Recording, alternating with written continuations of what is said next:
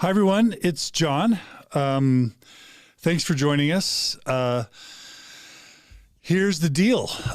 We are just a few minutes away from my interview with Natasha Helfer about her trial for apostasy for sexual health. And what we want to do, we want to have a kind of a pre-show before we begin. And what we want to do is give all of you a chance to spread the word about this episode, because we want as many people as possible to watch and listen. So what I'm doing right now, Natasha is finalizing the interview. I'm going to send Natasha a link to this interview. You can share this, Natasha, on Facebook. I just sent you the link, the YouTube link. You can share that on Facebook. And what I want to do is just welcome everybody. And I want to ask you all to do me a favor. I want you all to just be patient with us as we're doing this kind of pre-programming work. But I'm going to be sharing this on all my platforms, and Natasha's going to share this on her platforms.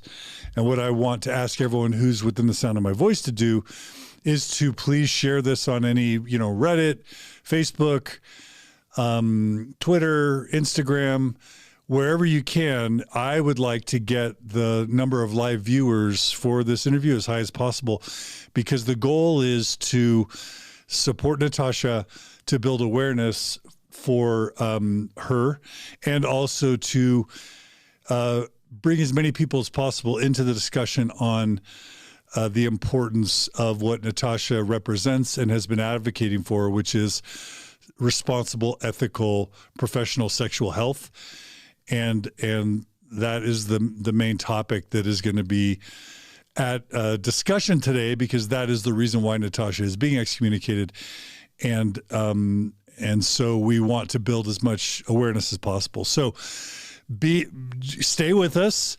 We're just finishing up, and I'm going to share this on a few platforms. You share it too.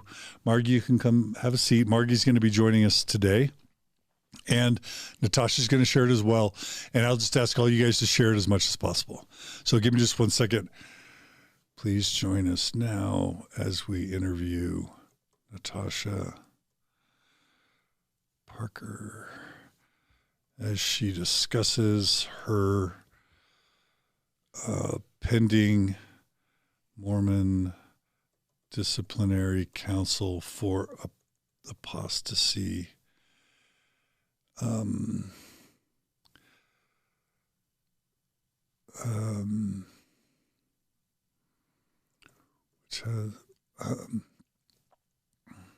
Okay, that's going to be enough for now. So I will tag Natasha on it, tag Margi on it, and then I'm going to share this on a couple platforms.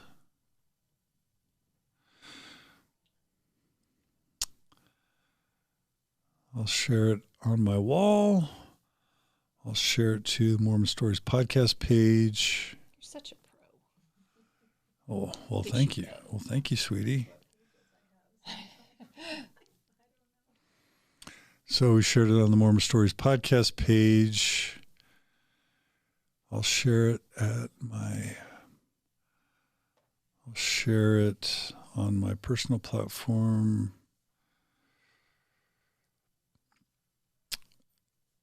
And I'll share it in the Mormon Stories podcast community.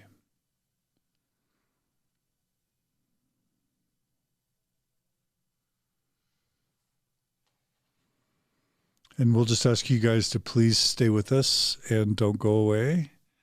Margi, do you want to entertain the troops and tell them hello? Because that's what I'm awesome at. Just... Well,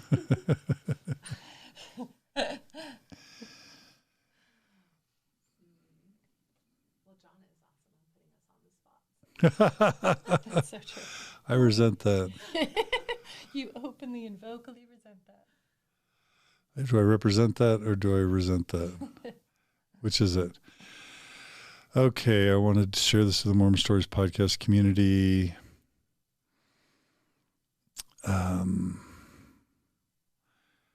And then, okay, and then I'll share it to the Thrive group. It's got a good group. Maybe I'll share it to Mormon Enlightenment.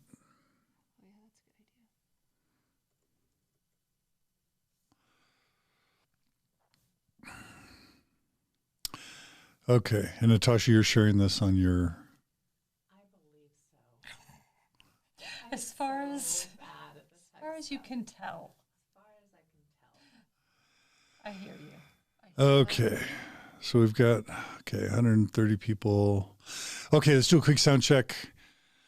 Let me pull up my monitor. Make sure it's actually on my main page. Okay, my audio mixer. This is John, testing my audio. Margi? Audio, hi, Margi. Here I am. How's my sound? Do you need more? Go ahead and talk for a second, Margi. I would like to talk because I like it. Wait, stop for a second. Okay, go ahead, keep going. My name is Margi. And, what we used to say? Margi is my name. Does it show up live on the pages that you share? Or do they have to click the YouTube? They have to click on it. Go ahead and keep talking. Oh, Just like Pledge of Allegiance. no. What?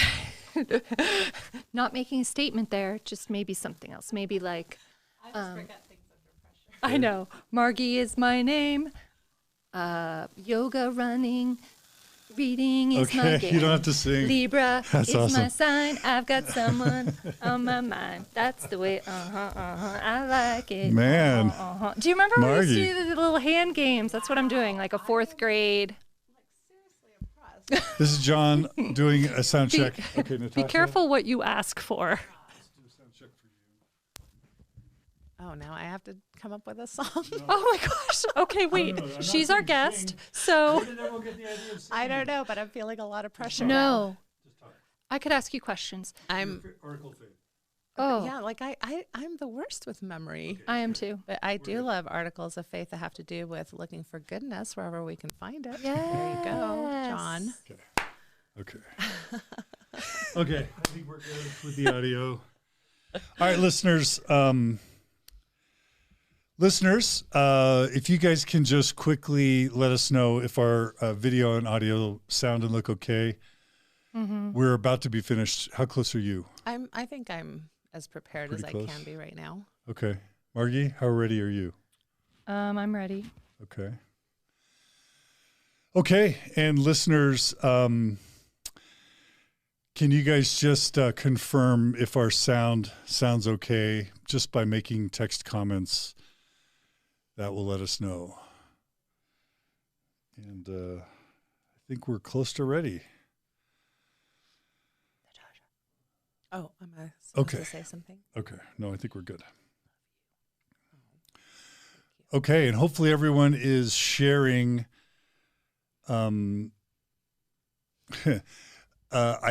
want to, again, just ask everyone to please right now take a minute to share this YouTube link on Facebook, on Instagram, on Twitter, on any social media platform you're comfortable sharing so that we can get Natasha the biggest audience as possible. Right now we have 200 people watching on YouTube, and my goal is to get it up to at least 600 or more.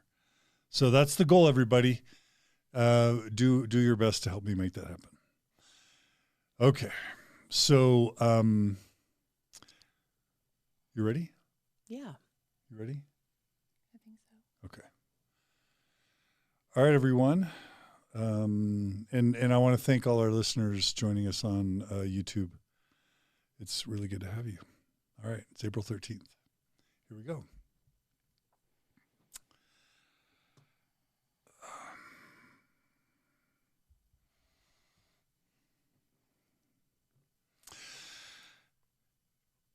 Hello, everyone, and welcome to another edition of Mormon Stories Podcast. I'm your host, John DeLynn.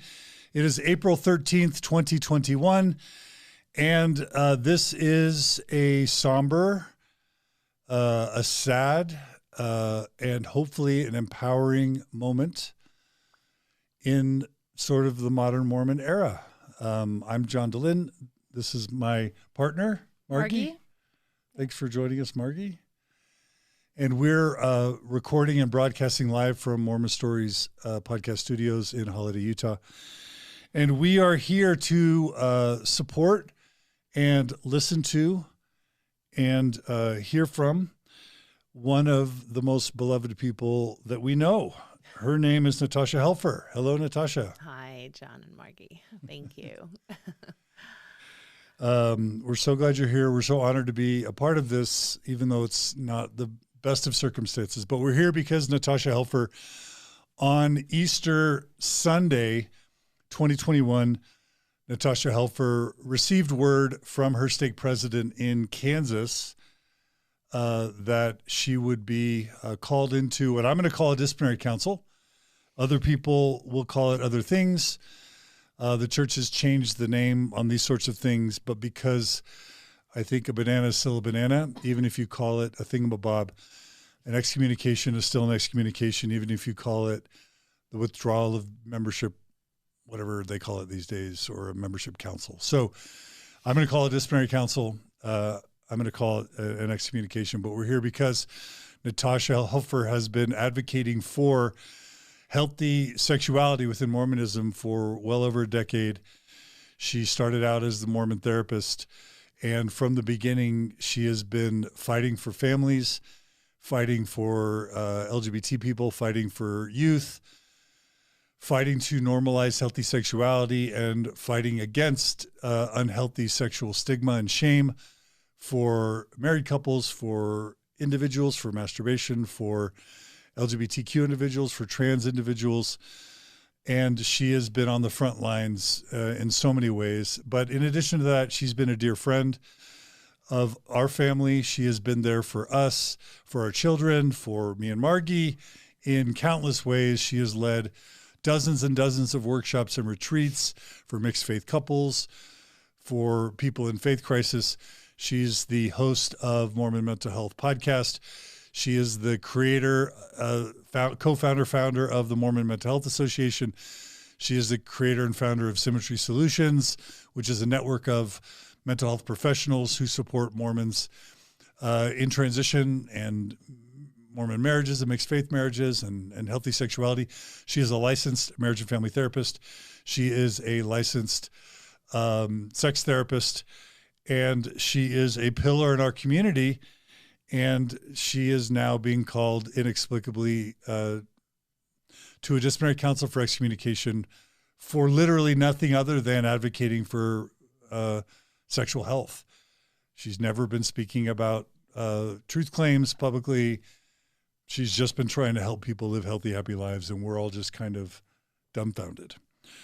So thank you for joining us today. Please spread the word, and we're here to have her tell this story and to help listen to Natasha about what she's speaking out for, why she wants to talk about this, why she's actually even attending her disciplinary council, what's the background behind the disciplinary council, what led to it, what is odd or strange about it, and what she cares about most and what she's fighting for.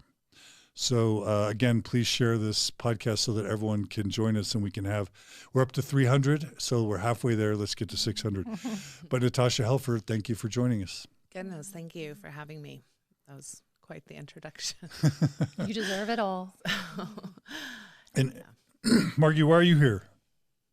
I am here because I love Natasha, and I am here to honor and witness her as a human going through, in my opinion, an abuse of power situation, an aggressive act, a violent act that does not just affect her, it affects her family. And because we know a little bit of what that's like, and so we want to stand with her. So that's why I'm here. Well, Margi isn't helping me keep this professional. And I think I just want to start off with that. I just want to start off that I'm going to try to make this as professional and clinically sound of an interview as possible and really be about facts and information.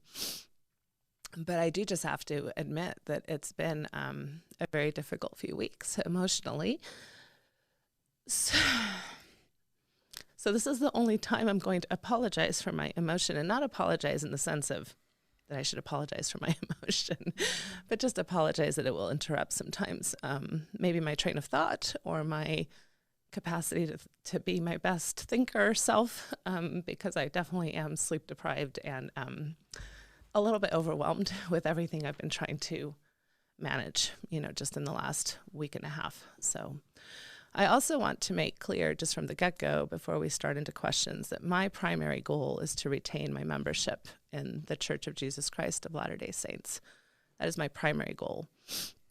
And that is why I have this is the first time I'm really being public about this, other than on my Facebook page yesterday, because I was hoping that there would be some way to avoid this from happening. And thank you for my tissue.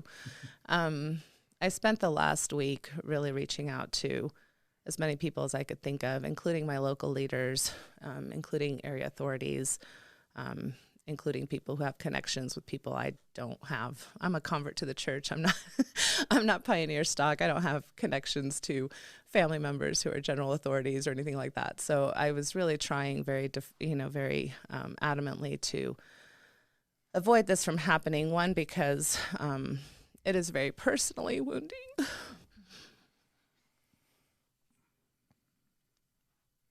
And because this is my spiritual home. It's where I've had all of my spiritual experiences and all the rituals that matter tremendously to me. But I also understand from having witnessed how these types of events affect our community. They are not healthy for us as a whole. And to be part of something that I know is going to be difficult for people for different reasons, whether you're kind of on my side or not, is painful, because that's the last thing I want to be about.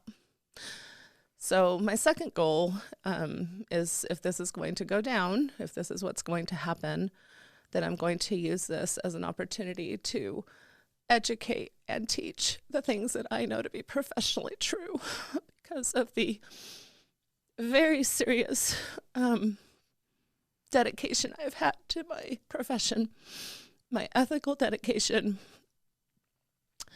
and I have, there's a lot of Mormon cred, I guess, that John just gave me, but I have been very involved in, for example, the AMFT organization. I've served on boards. What is the American Association for Marriage and Family Therapy. I've pretty much served on boards from my graduation as an MFT.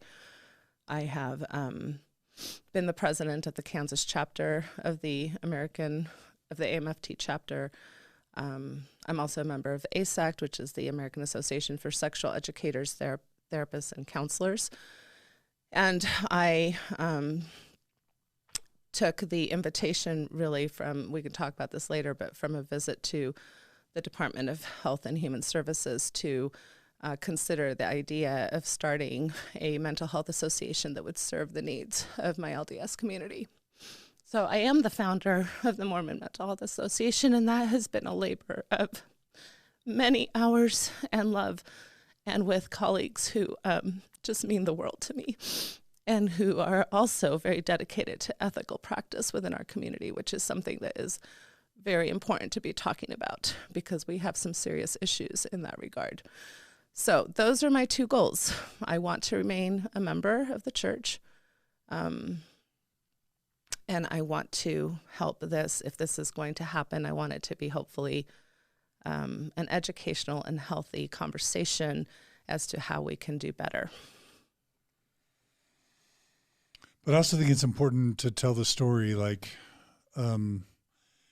these disciplinary councils can be so weird in that norms are violated, reasons are given that aren't always the reasons that decisions are being made. Sometimes rules are broken, and it's just these, I think, Margi, I agree with you, these disciplinary councils are barbaric, they're medieval, they're inhumane.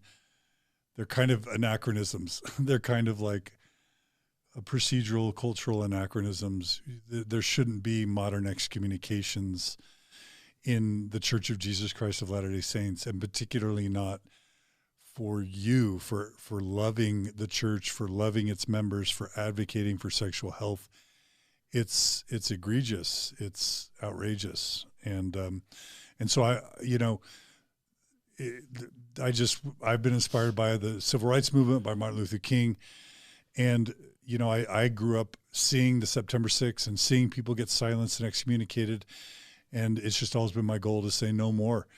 And we turn excommunications into a sacrament, not hopefully that won't happen to you, but instead of shrinking and becoming silent, we show up at Bill Reel's, we show up at Sam Young's, we show up at the excommunications, we hold vigils, we live stream them, and we do our best to broadcast to the world that the church keeps doing this, and we're going to keep doing it until they stop. And I thought when they changed their rules, changed the name of the disciplinary councils, took away the name excommunication, that maybe that would mean that they were kind of backing off this practice, and that after, maybe by COVID and after COVID, we would just see a ramping down of these disciplinary councils.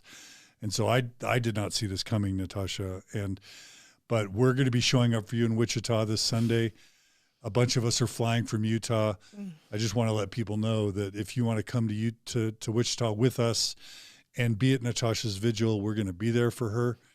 We're going to be there for you, Natasha, and we're going to live stream it. And we're not going to stop shining light on this evil practice until it goes away. So after all of that, what some people might consider strong language that John just shared, and I would probably not use the same type of language, but agree basically with the principles that this is not a healthy practice, and I would consider this even a spiritually abusive practice. A lot of people have, reached out to me in the sense of like, why would you go on Mormon Stories to talk about this particular issue if you're trying to signal that, your membership matters? Because I don't know, I guess John is a big pariah, right, in our community. So I want to address that for a minute. I mean, first of all, one of the things that is really bothersome to me in our Mormon community, in our LDS community, is this othering that we tend to do, these kinds of hypervigilant monitoring of each other's behavior and ideas and beliefs in order to decide whether or not we belong to the tribe. I have never liked that. I think it goes very contrary to the most basic principles of the gospel of Jesus Christ. And I believe I have a full intellectual and spiritual and emotional capacity to have a wonderful relationship with my friend and colleague, John Dehlin, while many times agreeing with him, many times disagreeing with him, having different approaches, having different abilities to approach our community and to talk about the things that I think are important to both of us. So this idea that somehow I'm signaling by being here with my friends that I trust and that have been through a lot of both personal and professional events in our joined lives as we have strived to serve in very similar ways, I think is in of itself problematic and shows that according to social science, high demand religions, the more conservative a religion is, the more the culture micromanages what its members are doing. So for example, even though we have very similar doctrines or doctrinal understandings as the Catholic Church, we are actually considered a more traditional church culture than the Catholics, not because we differ in doctrinal and understanding, but because we differ in markers. And this is information that Adam Fisher once told me about, because we've presented together. He's a professional that I very much respect, and we've presented on working with LDS communities from a mental health perspective, like training other mental health professionals to work with Mormon clients. And so the book that comes from is The Acts of Faith, and it's a social science kind of measurement of how religions are going to be categorized. So the fact is that, you can be a fairly, I think, good, whatever good is considered Catholic, and go to church 4 or 5 times a year, maybe use your rosary, consider yourself Catholic, and be welcomed in the Catholic community and be considered a Catholic by your community. That's not the case for the LDS Church, right? There's a lot more markers, a lot of more ways that we have to show up to prove that we are worthy of being considered. Things like active, like worthy, like, able to retain our membership. So that's been a concern of mine, because I think that we want to be as inclusive as possible.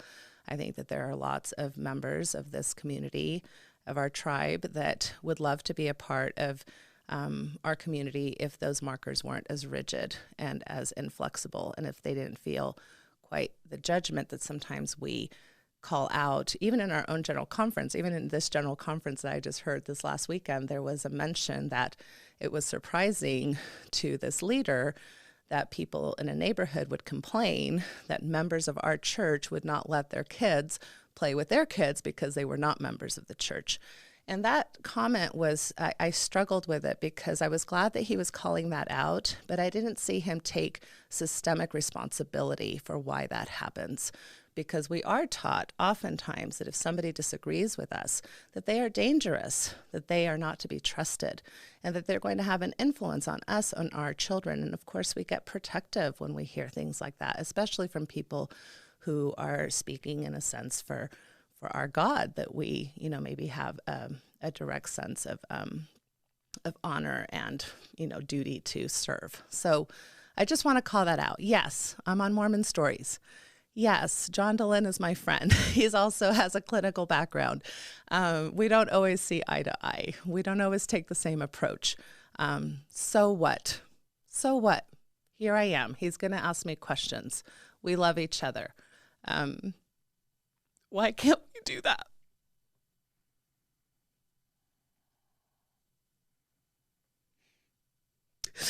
Why can't we do that in our community? Why can't we just love each other instead of micromanage each other?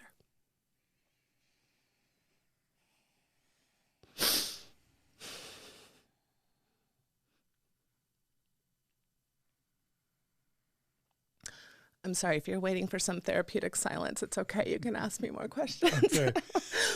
Thank you for that, Natasha. That was beautiful. Maybe if you want, should we start by going back and talking just a tiny bit about your career and what you've tried to do, what your career has been about, and kind of the background that would lead to kind of what's been going on today? And you can talk as much or as little about that as you want to. Sure, I can give my background. I mean, I studied psychology at Brigham Young University, got my master's in science there, my bachelor's of science. Went on to get my master's degree at a small university called Friends University in Wichita, Kansas. Has kind of like a Quaker inheritance that, given the name, was no longer owned by the Quaker religion by any means, but kind of had a Christian slant, I would say, a slight Christian slant to that program. I felt it prepared me very well for relational expertise and helping couples primarily and families have good relational health. I do not think now, looking back, that it prepared me for being a sexual health advocate. And that's a problem that is systemic in this country. And one of the kind of primary critiques of how it's interesting that, you can have a sex therapist, you can have a marriage therapist, have very different training and very different ideas about how to help a couple. And that's a bridge and a gap that needs to happen within that community. And there is progress being made in that front. So I graduated from that program in 1997. And went on to, my first job was actually in Detroit, Michigan. I'm moving around a lot, of course, because I'm doing kind of the Mormon woman thing, right? We're not prioritizing my career, we're prioritizing my husband. So I didn't go to Kansas for my master's degree because that was my choice. It was like what was available to me. And I also went to Detroit, Michigan because my husband was going to attend the University of Michigan in Ann Arbor, and tried to find a job there, which happened in the heroin addiction treatment center. and one of the methadone treatment centers that they had in that city. And that's where I got my hours for licensure. I needed to work full time for that, so I did opt at that time in my own family planning to not have children, which again is a difficult decision given some of the admonitions that were and the guidelines that were given by some of these leaders, by our leaders. And then we moved to Wisconsin, and at that point I worked for LDS Family Services as a contract clinician, meaning that the main office was in Chicago, but I was in Wisconsin and kind of the northern Milwaukee area. So although I didn't, I did work for them directly, but not like in their office, I guess, as a contract clinician. And it was there that I started really primarily working with LDS folks.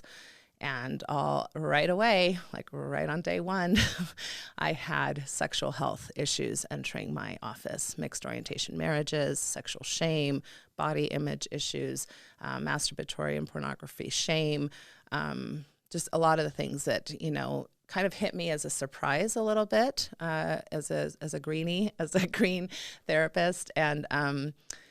And so I started trying to do my research. I would ask LDS Family Services for their kind of resources, most of which now that they sent me would be considered completely unethical and actually very bad practice and part of what is considered kind of overall conversion therapy techniques. And so I had a lot of misinformation, even as a young therapist, and especially in the sex addiction and porn addiction type of realm, which was just starting to be kind of themes that were being talked about, and I got a lot of misinformation there too. So after about 7 years of working there, actually I didn't work for LDS Families. I worked for LDS Family Services for about 2 years, and then I just went into private practice myself.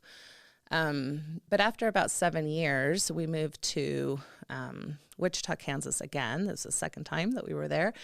And I lost my practice, right? Because I'm a Mormon wife, just kind of moving and following her husband's career. And so I lost everything I had built in Wisconsin and had to start over. And so there was definitely an interim in my time. I didn't have a lot to do, in my professional capacity. I had lots to do with my 4 kids, but not a lot to do with so that's when I started the Mormon Therapist blog, because I thought, there's so many issues, so many things. I know that our culture struggles with transparency. I know that it's hard to talk about when things are not going well in a family. I think that there is still this kind of overall idea that if we are righteous enough, we won't have the types of problems that people expect not to have, like infidelity, like divorce, like kids who are acting out, like kids who do not want to follow the gospel, right? Like all these things that it's but I thought that if I did A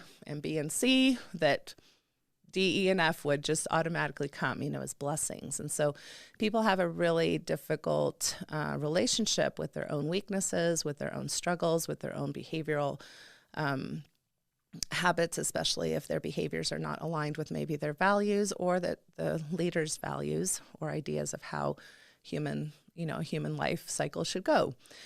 So I started talking about that, and pretty much immediately in came the questions surrounding sexuality. I mean, here was this forum where people could anonymously ask somebody who, they could, in a sense, kind of trust. And, whenever you are part of a community, you generally tend to trust people in your community more than people outside of your community. And so I tried to start answering some of these questions and quickly started having this feeling that I'm not sure that I'm answering these questions correctly. I'm not, some of these questions that are coming in are pretty intricate about human sexuality. And I think I better kind of check my own stuff. So I, at that point, became very interested in becoming a certified sex therapist through the association ASECT that I mentioned before, and started that process. And boy, was that a discovery process.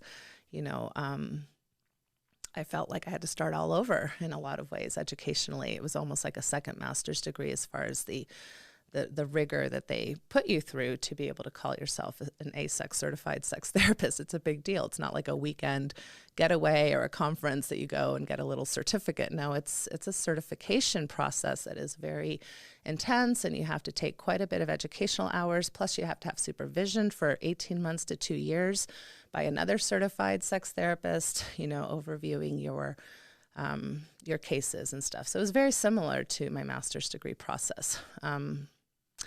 And in that process, I started recognizing my bias, my probably ways that I had harmed clients without even actually knowing, which was just phenomenally atrocious to me to think about, that, in what I thought was my clinical expertise, I had been incorrect and even biased, and probably had allowed, what's the term, John? Help me think of it. Not cognitive dissonance, but when we agree with people that we already, confirmation bias. I had allowed confirmation bias to listen to the types of theories in my profession that aligned with gospel teachings, right? Because I very much identified, as a Mormon believer.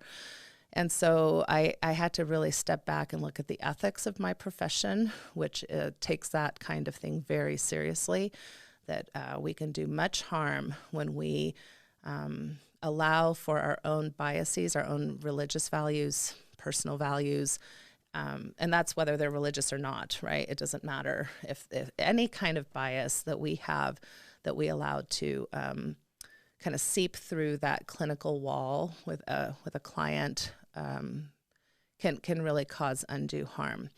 I think as clinicians, we all know that we have them. It's impossible really to see a completely unbiased professional, just because all of us have our own personal experiences, our own value systems, et cetera. But that really hit very strongly to me that this was a huge responsibility of mine if I was going to continue to practice and to pretend to know what I was talking about in regards to sexuality, something as complex and integral to people's experiences, that I better know my stuff and I better not sway people. And I think also what I started recognizing 2 years later is that fervor to learn and to really know my stuff and to have like 10 ways that I could say, okay, but there's 10 research articles that can prove this to be true, I think came from the understanding, maybe subconsciously, that I did not really have a lot of authority in my community. I'm a woman. I don't have the priesthood. So if I'm going to say something that maybe disagrees with what a church leader has said or a cultural norm that we tend to have, I needed to have a lot of clinical authority to back my positions. So I think I was a little bit overzealous. Maybe it's a bit of the perfectionistic Mormon woman too that was in me, but I was definitely overzealous in my approach to my learning and why I feel as confident as I do now to be able to say, no, this is the best knowledge that we have at this particular time in regards to these issues that I will be talking about today. So as I started the Mormon blog, I got to be more well-known. I got invited to things like Mormon Stories and Mormon Matters and other podcasts. And John invited me to host the Mormon Mental Health podcast. I did get invited by the Department of Health and Human Services because they were curious about some of the issues that I would see as a clinician within our population. That was a great honor. And it was through that meeting with them and also the Human Rights Campaign that also met with me during that time, which is an organization that really focuses on LGBTQ plus rights. I decided that I would put forth the energy to start this association because the only association that currently exists in the Mormon community is called AMCAP, American Mormon Counseling. I don't know, but it's called AMCAP. And when I looked at the qualifications to join AMCAP, it basically focused more on your membership status than your clinical status. And I felt like, right off the bat, I felt that there were some ethical concerns in regards to how they were looking as to whether or not you could join their organization. So I wanted to found a secular organization that regardless if you're Mormon or not, as long as you're Mormon competent, culturally competent, which means you understand the Mormon LDS tradition. You understand their values. You understand what's important to the people and the types of issues that might come up in that particular population. It didn't matter what your status was. In fact, the Mormon Mental Health Association has several clinicians who are, I guess, what's lovingly called never-mos, right? Don't come from a Mormon background, but that are very adept because they've lived their entire lives here in Utah, for example, and they've lived amongst us in our culture, and they understand the issues that we're dealing with. So it was a secular organization that would not allow, that would bring cultural competence but not religious bias into the treatment of their clients. And I wanted clinicians who really took that seriously to join our organization. And it's something I'm very proud of. It's still a fledgling organization. We're still small, but if you're listening and you're a clinician that supports some of these things, or that sounds like these are kind of some of your values as well, please consider reaching out to us. We'd love to have you. And I think a lot of that was motivated by what I call the two main complaints that I would get from clients who had seen other therapists. So the number one complaint is that they went to an LDS therapist and they got kind of religious guidance. Read your scriptures more. Go back to church. Have you thought about prayer or fasting? And that is an overreach, because that is not a therapist's responsibility. That is a bishop's responsibility, right? Or a Relief Society president's responsibility, or a stake president's responsibility to give spiritual guidance as far as what might be helpful to that person from religious rituals. The other complaint that I would get is we went to the non-LDS therapist and we told them our concerns, or that we were struggling and how hurt they were by the church. And the therapist would say something kind of callous, like, well, if the church isn't working for you, why don't you just find another church? And that really ignores first of all, the fact that we are a high demand religion. It's much harder to leave a high demand religion than it is a low demand religion. It has much more both emotional, individual, and familial and communal ramifications when you leave a high demand religion. So that's not culturally competent to just kind of dismiss the distress that your client is sharing when they're feeling on the margins of a high demand religion. So I really started noticing that pattern and knowing that we as clinicians needed to do better. We needed to act the role of a therapist, not a bishop, and bishops should act the role of bishops, not therapists, and there's a huge difference. And also that we should value and honor people's distress and desire to either stay or leave the church along terms that have to do with their own individual agency, how the church or religion is affecting their mental health and relational health, and the many complicated factors that go into whether a person decides to remain active, somewhat active, or inactive. That was a long explanation of my history. I'm sorry. It's important background. Thank you. And you've done really pioneering work in Mormon mental health, and so that's an important history for people. It's important that we get that history on record, because that it really informs what's coming up on Sunday and what this should all mean to people. So what do you want to say about how your advocacy work historically has been received by your ecclesiastical leaders? Yeah, so I would say I try to do my best to not bring my clinical self to my local ward, and constantly be lecturing everybody on things. I mean, I would raise my hand and I would share my ideas and my thoughts, but more from, a spiritual health perspective than, trying to bring my lecture self, into Sunday school or into Relief Society, which I'm sure would be very annoying. And maybe I did some of that and people can say I was annoying. That's fine. But, when I started the Mormon Blog Therapist, for example, my stake president at the time, who actually now is an area authority of central United States, his name is Brian Rawson, he was very supportive. He was excited about the idea. It was supposed to be kind of like a Dear Abby, but for Mormons about mental health issues. And so I didn't get any concern from that I was using the Mormon name or that I was doing something that would be inappropriate. And so I felt very comfortable about starting that blog. As I started, writing more and more about sexual health issues on the blog, and I remember one particular blog being kind of a turning point in my career professionally, at least within my community, is I wrote my blog on normalizing masturbation and how I, as a clinician, thought that there were more useful ways to look at that human behavior than kind of typical to sinful practice.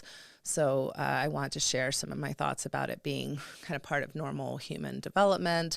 The American Pediatrics Association has been trying to normalize this since, I believe, the 1950s or 60s, because we're not, I believe that this is an inherited shame. I don't think that this is an inspired shame.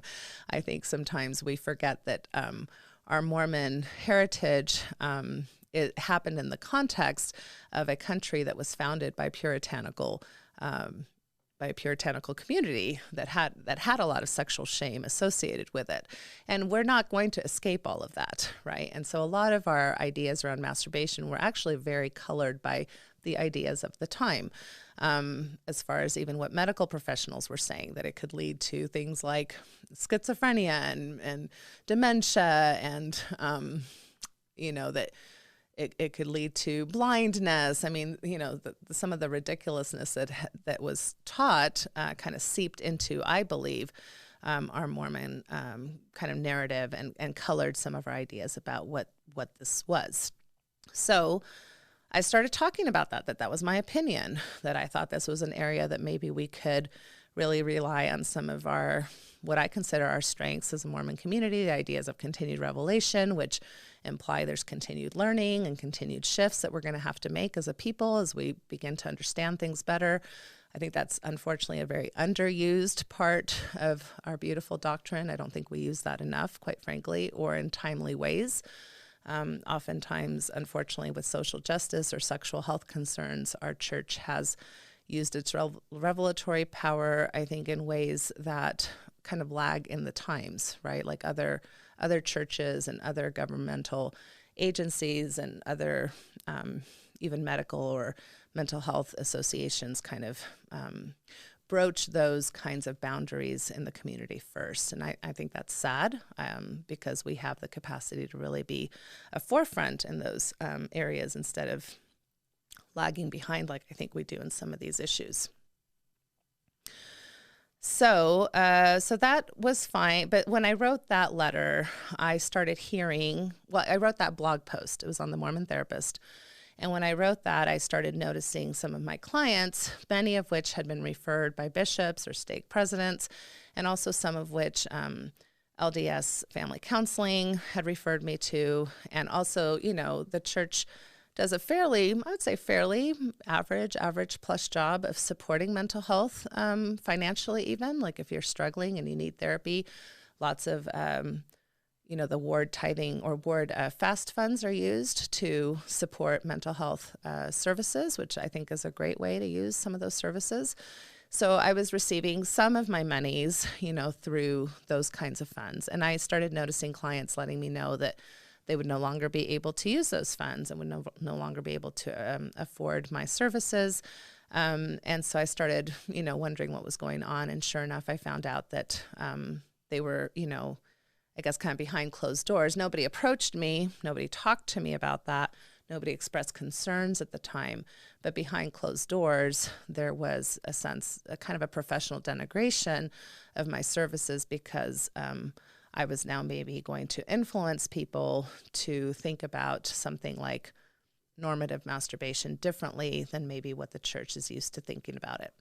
So that was very concerning to me, right? And herein lies kind of the age-old tension between science and religion, right? So how do you love your church and serve your church and be a member of your faith community and also be an expert in a field where the church has some opposing views? So that was a tension that I started feeling. That was probably about 10 years ago now that I wrote that post. I'm not exactly sure.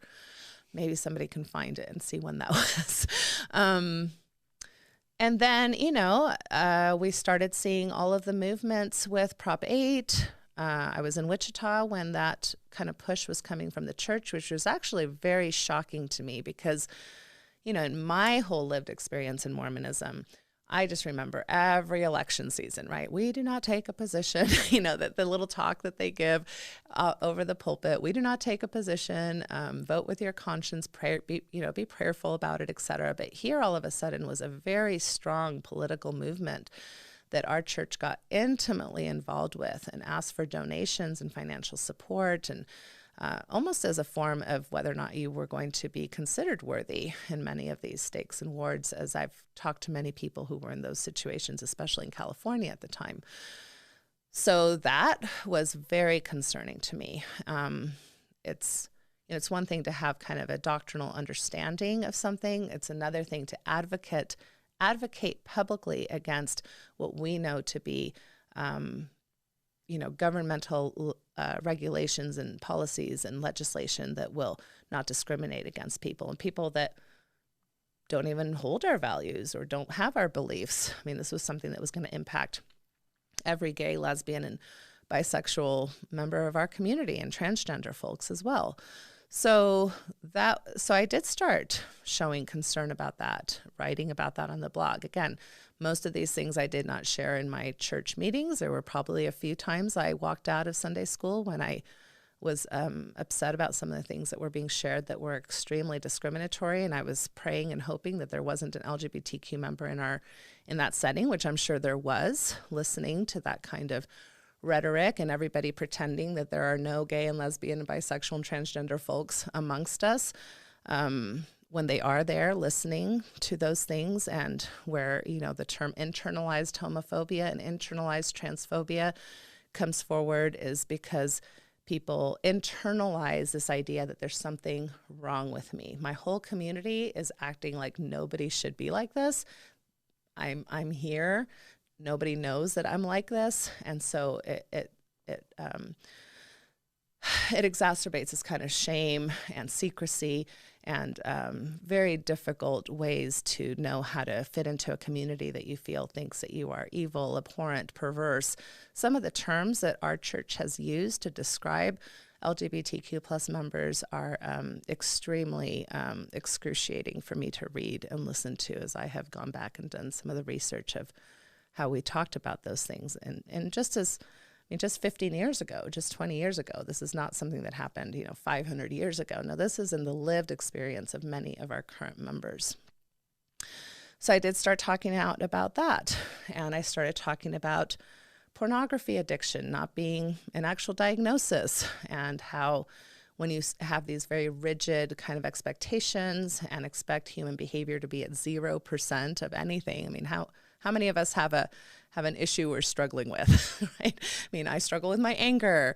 I struggle with my eating. I struggle with my spending. I struggle with all kinds of things that I'm trying to manage on an ongoing basis. And when the expectation is that the only way you can be considered worthy is if you've got that 100% under control, well, it sets people up for a lot of false expectations, a lot of shame, and it actually increases the anxieties of these particular issues, which makes the behavior actually increase instead of decrease. And I continue to see this pattern over and over and over, and so many marriages wounded and even divorcing because of things that, quite frankly, in mainstream American culture would be considered normal and not a big deal, and yet we are, struggling at a whole nother level. So yes, I started talking about that as well. And then I got involved with the Sam Young Protect LDS Children movement. He asked me to be kind of the clinical voice of that, and I felt very comfortable supporting that because of all kinds of issues around grooming, around inappropriate boundaries in our culture, about shaming developmental sexual normative behavior like masturbation, like fantasy, like some normative exploration and dating, etc. So yes, I have spoken about all those things and I stand by them. I can't tell you the research and the supervision and the conferences and the sessions I have gone to be able to calmly and confidently tell you that my clinical practices are sound, and I'm extremely saddened that now brings me into this spiritual kind of divide with my own faith. And it should be enough to say that your therapeutic practices are evidence-based? Evidence-based, and not only evidence-based, but considered best practice, which is, when you think about, well, how am I going to treat depression? There's a lot of ways people treat depression or attempt to treat depression or claim that they treat depression that are not considered best practice. For example, tarot reading. I'm okay if you want a tarot read, that's fine, but it's not a best practice approach to treating depression, right? And so I think, and it's important to have best practice standards in a field as important as mental health, because even though there are many people out there that maybe have great intentions, want to be healers, want to be part of the healing community, there can be a lot of harm done when people have their own kind of ideas about how things should go. And in fact, the sex addiction model comes from one person. It comes from this gentleman called Patrick Carnes. And it was his best thinking as far as how to help people who felt like they were out of control with their sexual behavior. But it was not a body, a group of people who, have to really resort to the rigor of research and uphold statistical data. And if you want to know one class that totally messed me up was statistics in BYU, professional statistics. I was like, oh my gosh, am I going to pass this class? Because it's rigorous.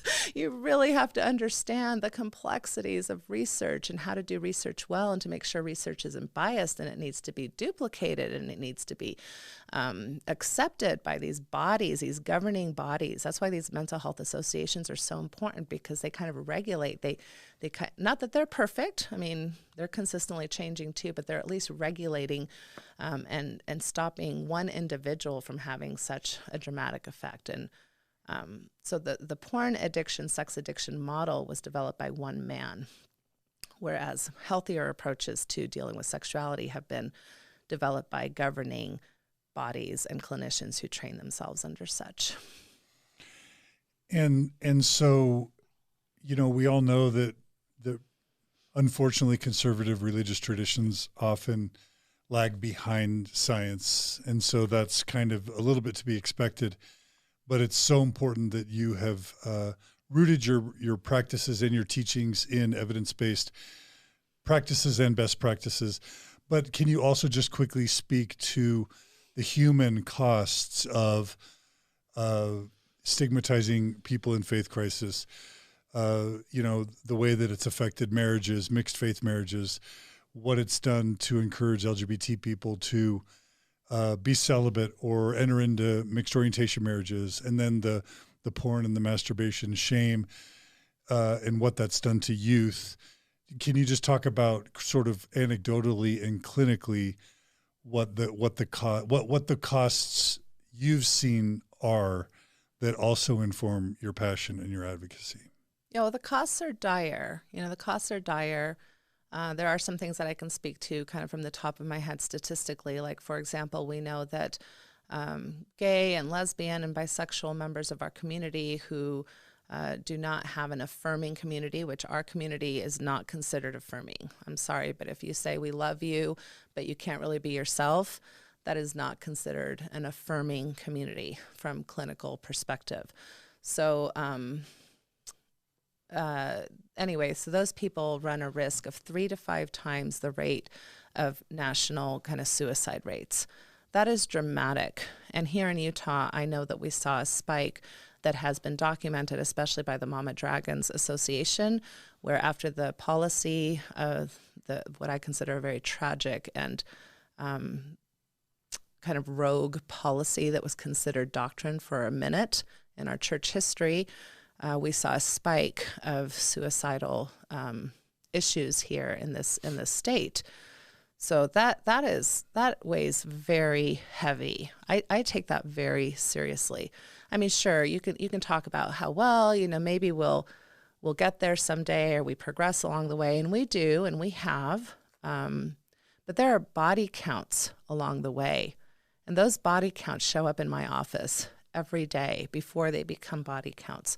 And I'm trying desperately to keep some of these people alive, as are so many of my colleagues who do this work along my side. Just because I talk about these things publicly doesn't mean that there aren't hundreds of mental health clinicians who would agree with many of the positions I'm talking about here, who serve our community day after day and who are members themselves.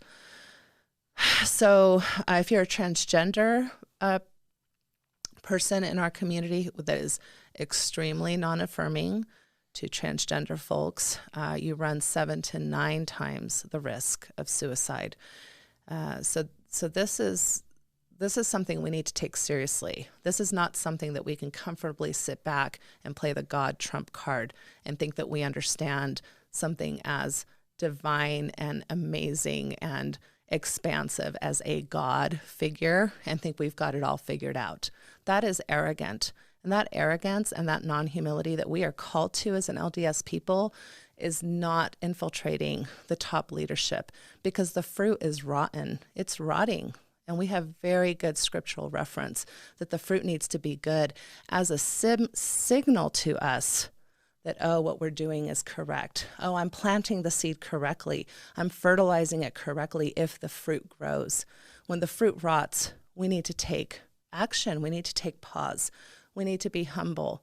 And I understand that, we've had a lot of rhetoric about intellectuals, and I'm sure a lot of people see me as super prideful and, oh, who does she think she is to, lecture on these things. But I'm not talking about this from pride.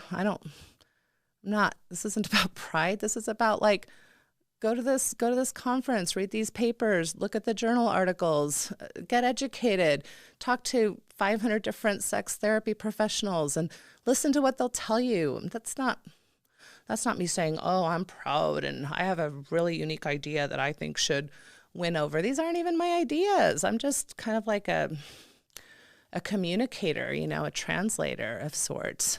So I'm frustrated with that, because I know that that's oftentimes how I'm going to be characterized. And I'm guessing that's probably going to come up on Sunday, that I'm going to be called out on being prideful and not humble enough. But I believe that all the good principles we were taught as LDS kids in primary, our organization needs to be doing those things too, right? So when President Oaks, who, I respect a lot of the things that he says, but when he says something like our church does not apologize, I'm like, that's not what we were taught. That's like a primary principle, right? And I think people and families and organizations all need to rely on these really beautiful principles that we have of humility and patience and seek understanding and empathy and love one another first before we get caught up in kind of dogmatic arguments that really have not served our community well.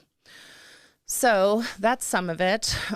We do know, even through BYU research that was recently done, I forget the name of the gentleman, but basically that people in the LDS community do suffer more shame and more distress due to very rigid understandings about human sexuality, like pornography viewing, etc. I have seen a lot of marriages end in divorce. I don't know what the statistics are necessarily. This is anecdotal, but a lot of marriages end in divorce or have years of very deep, profound distress due to the narrative that, in a sense, in a heterosexual couple, the female is supposed to be kind of the porn police, and the male is supposed to be the repentant, naughty little boy. That dynamic ruins sexual intimacy, relational intimacy, and marital health. And that distress has been just rampant in my office. And oftentimes with just some different framings and some different ideas, and even using gospel principles that they believe in, because I don't push my gospel principles on people. I ask them what their gospel principles are. I ask them what values that they have and how they could use the resource of their religion and spirituality as a tool to help them with some of the relational issues. And I would do that if they were Catholic or Jewish, or if they were an atheist couple, I would say, well, what kinds of values or ideas do you have about being, a good human, to kind of elicit some of those conversations. So that's very distressing. And I'm telling you, the thing that really has just broken my heart are all these youth. How many adolescents have I seen that I don't know why I'm crying now, because really all of these things are worthy of crying. So many adolescents literally self-harming, literally cutting themselves because they don't understand why every month they have the drive to masturbate, which is like a drive to eat. I mean, my goodness grief, what are we doing to our youth? And being held accountable by, these arbitrary worthiness interviews that don't even match from stake to stake, don't even match from ward to ward, and have huge implications on whether or not these kids can go on missions, whether or not they can serve and pass the sacrament, whether or not they can go on their temple trip with their friends. So kids learn very quickly that either they're going to be in a continual relationship of confession and shame, or they're going to keep their business private. And they're going to start a relationship with secrecy that goes very internal, which will affect then their relationship with their husband or wife in dramatic ways in their sexual lives moving forward.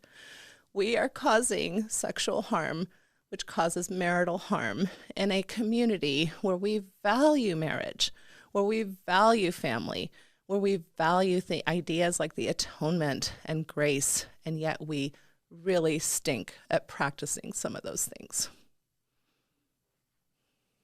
Yeah.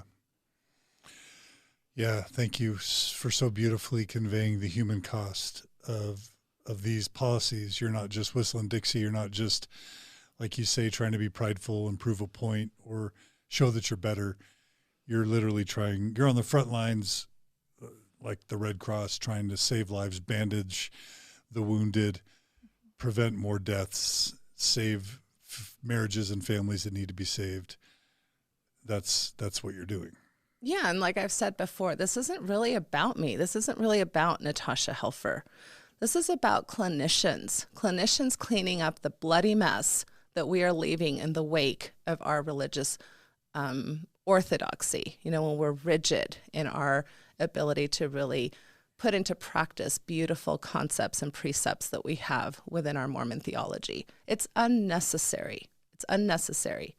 I feel like we're in the trenches asking for help, like, somebody please, like, pass the bandages. And there's lots of bandages, but nobody's getting them to us. It's an unfair position for us as clinicians to be in. And we suffer too, right? Because there is this thing called, I want to say secondary trauma, but there's a better word in the clinical language. Do you remember it, John? It's, somebody will probably share with me what the word is, but we're actually, trained as professionals that we need to do a lot of self-care, because it is not easy to sit across the room with serious pain and agony day after day after day of your professional life. There's a lot of burnout in my profession in general. And then when we see these unnecessary, there's already, like, life is hard enough, right? Like, even if we had sexual health spot on, we're still going to have depression. We're still going to have, anxiety disorders. We're still going to have, personality disorders. Life is hard enough without us adding unnecessary tragedy to the mix. And we are the ones cleaning that mess up day after day after day. And many times I just had one of my providers, like, Sarah Hughes-Abawa, she is just a gentle soul. She is. I don't know if I've ever met somebody just genuinely loving as this woman. And she takes she specializes specifically in LGBTQ plus teens, and the amount of time she spends talking with parents who are petrified they're going to lose their kid to suicide. Talking to LDS leaders, trying to educate them about how they can offer more safe spaces for our youth in our community. I have seen her take many hours of unpaid time for her professional services, trying to reach local resources for people who are desperate. It's not Right.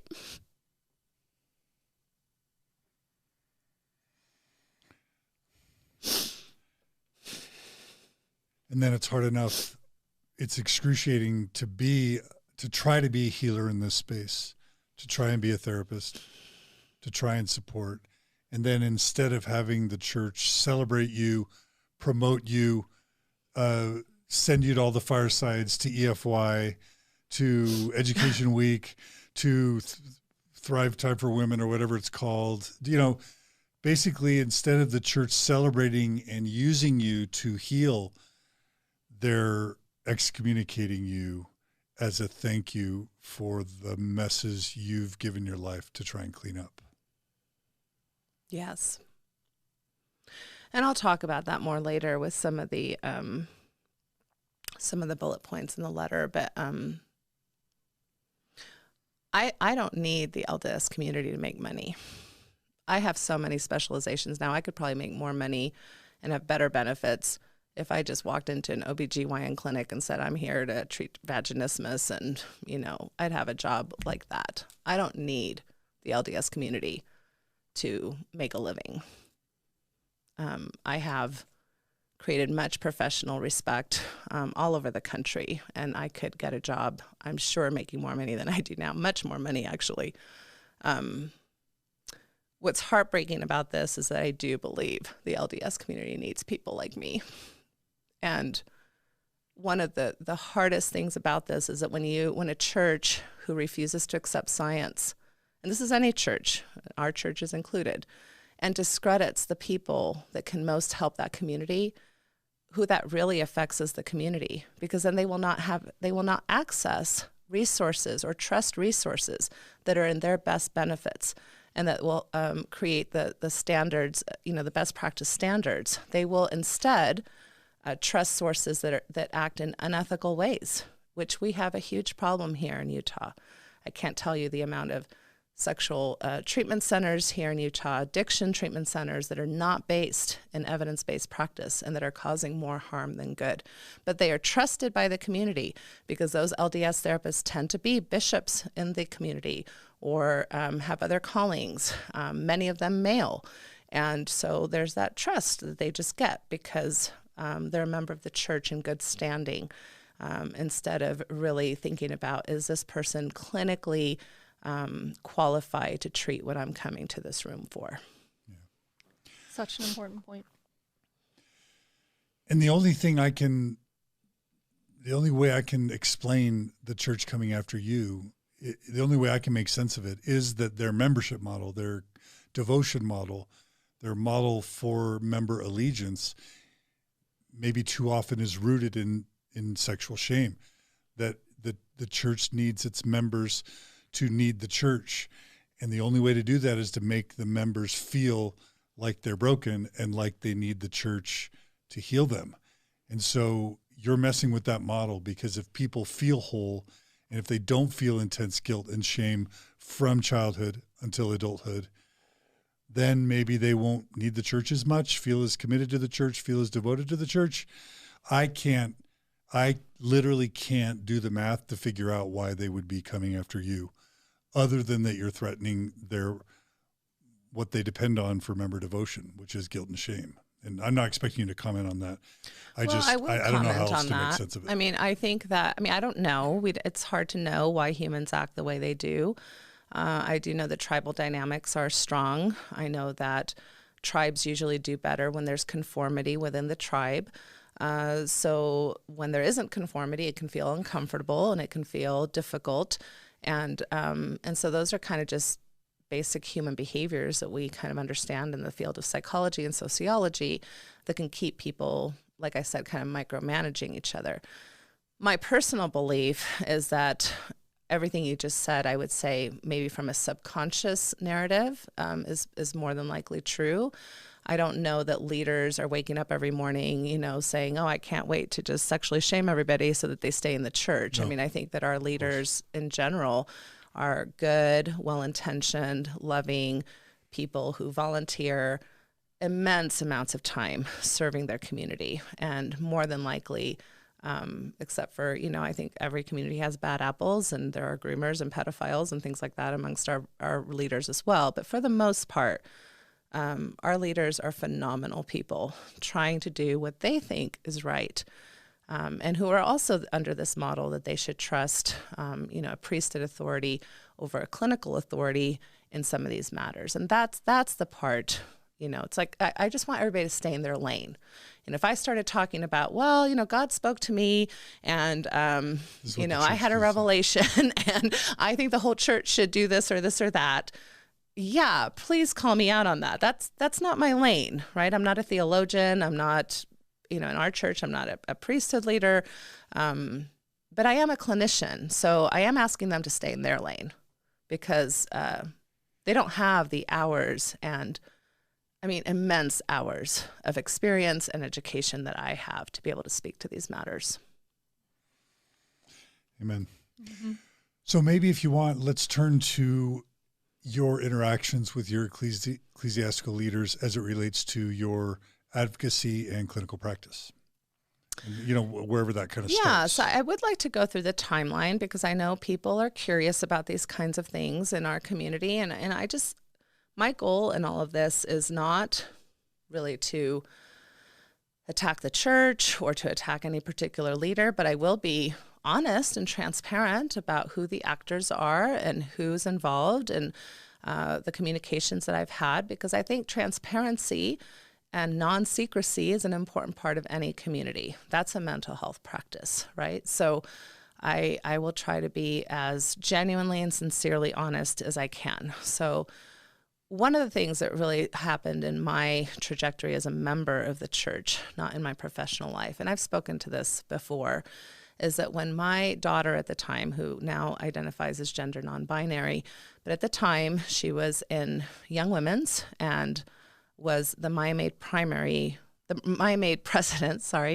and was called in and basically released in a fairly, I'd say, harsh and disciplinary form because of her involvement in her Gay-Straight Alliance group at her high school, and also because of I think she had made a few posts on her Facebook account about supporting the ordained women movement, which was happening at the time with Kate Kelly and other important feminist Mormon figures in our community. So that was devastating to her, devastating. And in that process, they had actually broken one of the requests that I had made, which was not to have my daughter in a one-to-one closed-door interview session. And when I was finally called into that meeting, my child had been in that room for over an hour with our bishop at the time, trying to defend, her ideas and why she was still very much committed to wanting to be the Miami president.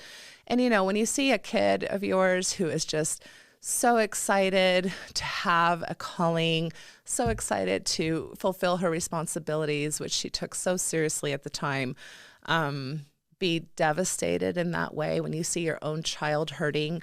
I can't even imagine what some of our mama and papa dragons have been through. I'm a mama dragon, but kind of in more serious types of issues even than being released as a Miami president. It was devastating to me to have my community, my leadership, the ward that I was in serving week after week, harm my child. That was devastating. I literally probably cried for weeks thinking about that. And at that point, that was a turning point for my kid, and they no longer want to be associated with the church. They have developed a very, just adversarial approach, see it as very harmful and part of a toxic and emotionally abusive system that they are now still recovering from. And to have my kid have that narrative about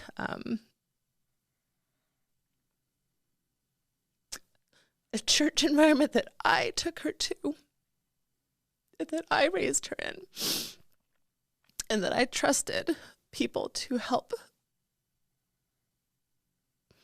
and instead they were harmed in this way, was astronomically devastating. So at that point, we went from 1 week being completely active callings, going to church, kids and boys and scouting programs, to taking a sabbatical, because there was no way that I could ask them to return to this place where they now felt othered, unwelcome, judged, and quite frankly, demoted. It was pretty clear that they were never going to be able to have the same experiences as the other kids in the group because of their identity and their positions in regards to social justice of all things. This kid of mine is like phenomenal. The church lost a phenomenal child of God who will advocate for any marginalized person and give the shirt off their back to anyone. So if you're going to call me to repentance for speaking sexual truth, I call the church to repentance for damaging my child.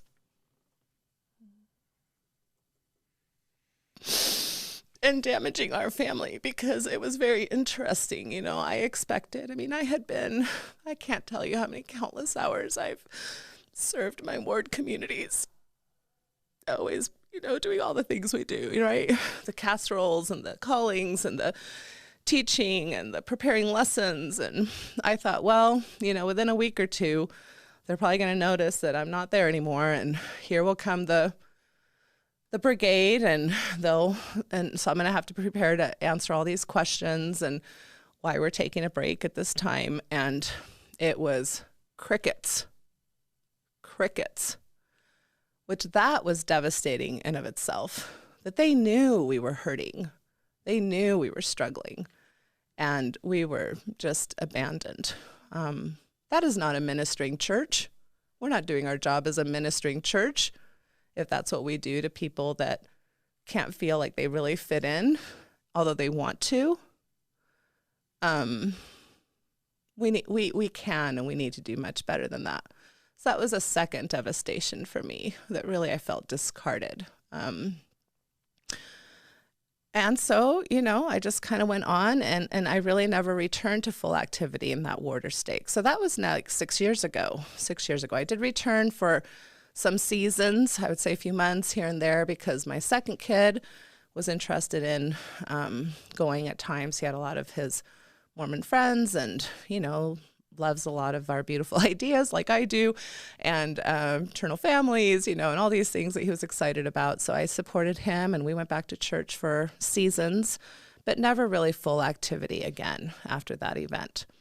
And in that entire 6 years, I had maybe 2 conversations with the newly, I wanted to say elected, but that's not the right word, the new bishop, who was very kind and who listened to, he was the first person that was willing to listen to kind of my pain around some of these things. He had a gift of being kind and kind of gently, saying, well, I'm not sure the church can agree with you on that, Sister Parker, right? But I would love to have more information about how we can help support our gay, lesbian, and bisexual people, So I was able to offer the Family Acceptance Project resources, which is an excellent resource, by the way, by Dr. Caitlin Ryan. So he had that humility and that, kind of sense of balance between trying to manage a member in his ward like me, but also willing to learn and willing to listen. And I really, really appreciated that and felt his love.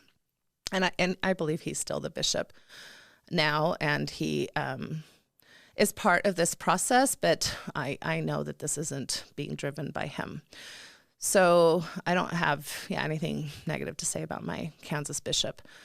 But I just want to say that in that whole time that I lived in Wichita, Kansas, I never once was called in to have a dialogue, to share concerns, to say, hey, we're kind of concerned about the kinds of things you're writing, or we've noticed several posts that we're uncomfortable with, or can you explain what your position is on this or that? Not once did that happen while I lived in Wichita, Kansas.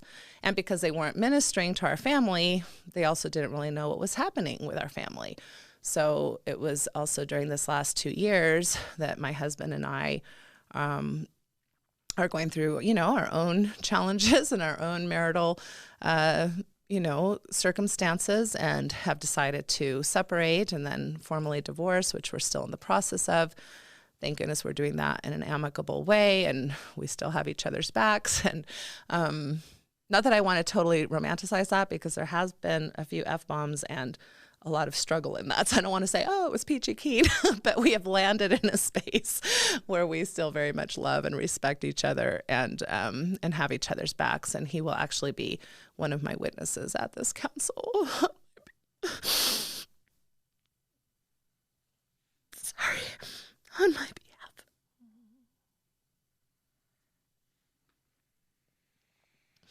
That's a whole nother story, right? Like, Andy and I agree that this whole sexual health messaging, even though it didn't start with my own story, like I wasn't motivated by it to be an advocate because of my own story. As I have gone along, I recognize in many ways I have also been wounded, and Andy has been wounded, and how a lot of those wounds affected our marriage in very detrimental ways that we were not able to recover from as a marital unit. That's its own story. But he will be there with me on my behalf. What was I talking about? Oh my gosh. I was talking about, the timeline, right. So in that decision, I decided that I would move to Utah, to Salt Lake City, Utah. So we bought a home in October of 2019, and we moved here. Me and the younger kids moved here in December of 2019. And up until then, nothing. I had not heard anything. Now, to give them maybe some credit, it's not like I informed them that I was moving. I didn't inform them that I was moving. At the same time, they seem to know everything else I'm doing on social media. So I'm guessing somebody figured out that I was no longer in the ward or stake boundaries. So, and I remember, so it's interesting that it just happens to be that the bishop of my new ward is my next door neighbor, also a lovely guy and family, and I enjoy them a lot. He once told me, well, where are your records? And I was like, well, I don't know. Go get them. So I had kind of said, please, yeah, get my records. I don't know why they haven't transferred yet. Maybe because they don't even know I've moved. So I was very open to my records being transferred. And I even went to church several times. It was interesting because the timing with COVID was very much a part of this whole story, because I moved in December. Well, February, March, we're starting to shut down. And so I had gone to church a few times before that, thinking, well, maybe I can start anew. I would like to see if I'm a good fit in this congregation, and I would like to get to know my neighbors, and I would love to maybe re-engage, right, with my church community in ways that I hadn't felt comfortable doing in Wichita. So I did that, but probably only went 3 times before everything shut down. So yeah, this last year has been difficult, right? For all of us. I mean, we've all been through a lot of shiz in this whole year. A lot of things that I had expected to build and be a part of, everything shut down. I kind of isolated a lot. I think I went back into just my whole, which is telehealth, which I do well, so I can be in front of my computer and be in my home and kind of isolate. We were all isolating. I know that I was going through, my own depression and anxiety symptoms just through life circumstances as well. It was a hard time. And so the first time I was ever reached out to happened to be the same week that things were really dire in the travel arena. So my child that I had talked about before, previously known as Isabella, now known as Rowan, they were visiting my mother's home country in Argentina. They had gone for about a year, and right as they were supposed to return in April, but things were shutting down, and there were travel bans, and Andy and I got really scared. So we were grappling with getting them back home right during the week that for the first time my Kansas bishop reached out to me. And he said, well, I know that there's a lot of changes and things. So this would have been I think February or March of 2020. that he first reached out. But there are some things that, President Daley and I want to talk to you about. And we would appreciate an opportunity to discuss some of our concerns. He must have mentioned something about concerns. And I was like, I'm overwhelmed. I'm trying to get my kid home from Argentina. Like, this is a really bad time. So I just said, can you contact me some other time? I'm trying to manage the travel arrangements. We're going through this divorce. I'm trying to get my kids and figure out their schooling situations. I mean, please call me back. I also want to mention in all of this that these things that they're listing that they're grumpy with me about, there's nothing new. Like, all of the things that are listed that we'll talk about if we have time are things, positions and situations I've been in for at least 5 or 6 years. So there's nothing new that has happened in my mind as far as my positions or stances. I'd say more than 5 or 6 years. I'd say 10 or 15 years. Yeah, I'm trying to think of all the issues, right? Like, all of the issues. Like, masturbation was definitely like almost 10, maybe 7, 8 years ago. Prop 8 was 2009. Yeah. So that's right. So it's been a long 12 time, years, right? that I've been basically sharing very similar ideas. Yeah. So the time I was just like, if you have concerns, that's fine, but they can wait because they've obviously waited for a long time already. So we're kind of in a crisis situation here in my personal family. So and then I kind of forgot about it. And then sure enough, they reached out to me again, this time together, the bishop and President Daley. I want to say, I don't totally remember, but fallish, September of 2020, somewhere around there. But I kind of just want to be clear. You moved here to Salt Lake City. What in month? December. We bought the home in October of 2019. We moved here in December, like over Christmas break. So just very end of December. A year and a half ago, right? A year and a half ago, almost. She's been in Salt Lake City for a year and a half with a primary residence. Correct. In Salt Lake City. Correct. Yeah. And you just think about like, hey, can I attend this other ward? In LDS church policy, you can't even attend another person's ward as an active member. And they say, no, go back to your ward. If the LDS church does anything, it enforces geographical boundaries, right? Right. And it says you only engage in the ward in which you geographically live. And I just want to make it clear, Natasha's lived in Holiday, Mill Creek area for a year and a half. That is correct. Okay. And my bishop next door was aware of that. And I had told him, sure, yes, please get my records. I don't know why they're not here. So all of that had happened a long time ago. So in September now of 2019, I think I may be off by a month or two, they reach out to me again and say, we'd like to talk to you about some of our concerns. And so I said, okay. So I had a Zoom meeting with them. I immediately felt extremely uncomfortable. Both of them were, in a sense, expressing sadness or, trying to express support for the many changes that had happened in my personal life. And I told them directly, I'm like, I'm sorry, but I don't feel like we have developed the type of relationship together that is required for me to feel comfortable talking to you about my personal distress, which is extremely painful and very hard for me to talk about, even with my closest friends. So I wasn't very comfortable with that. And then they immediately kind of shifted gears and started talking about some of these concerns that are outlined in this letter. But it was very intellectually challenging for me, because you have to understand that when you're sitting in front of people that have authority over you, and that they're bringing up professional things, but they're also bringing up personal things like, well, how are you doing, Sister Helfer or Sister Parker at the time? We love your family. So we love your family. And so you're kind of in that emotional space, but then they're asking you things about your professional stuff. And that's an incongruence that was happening for me that I could not manage very well. And I could tell I was very emotionally overwhelmed.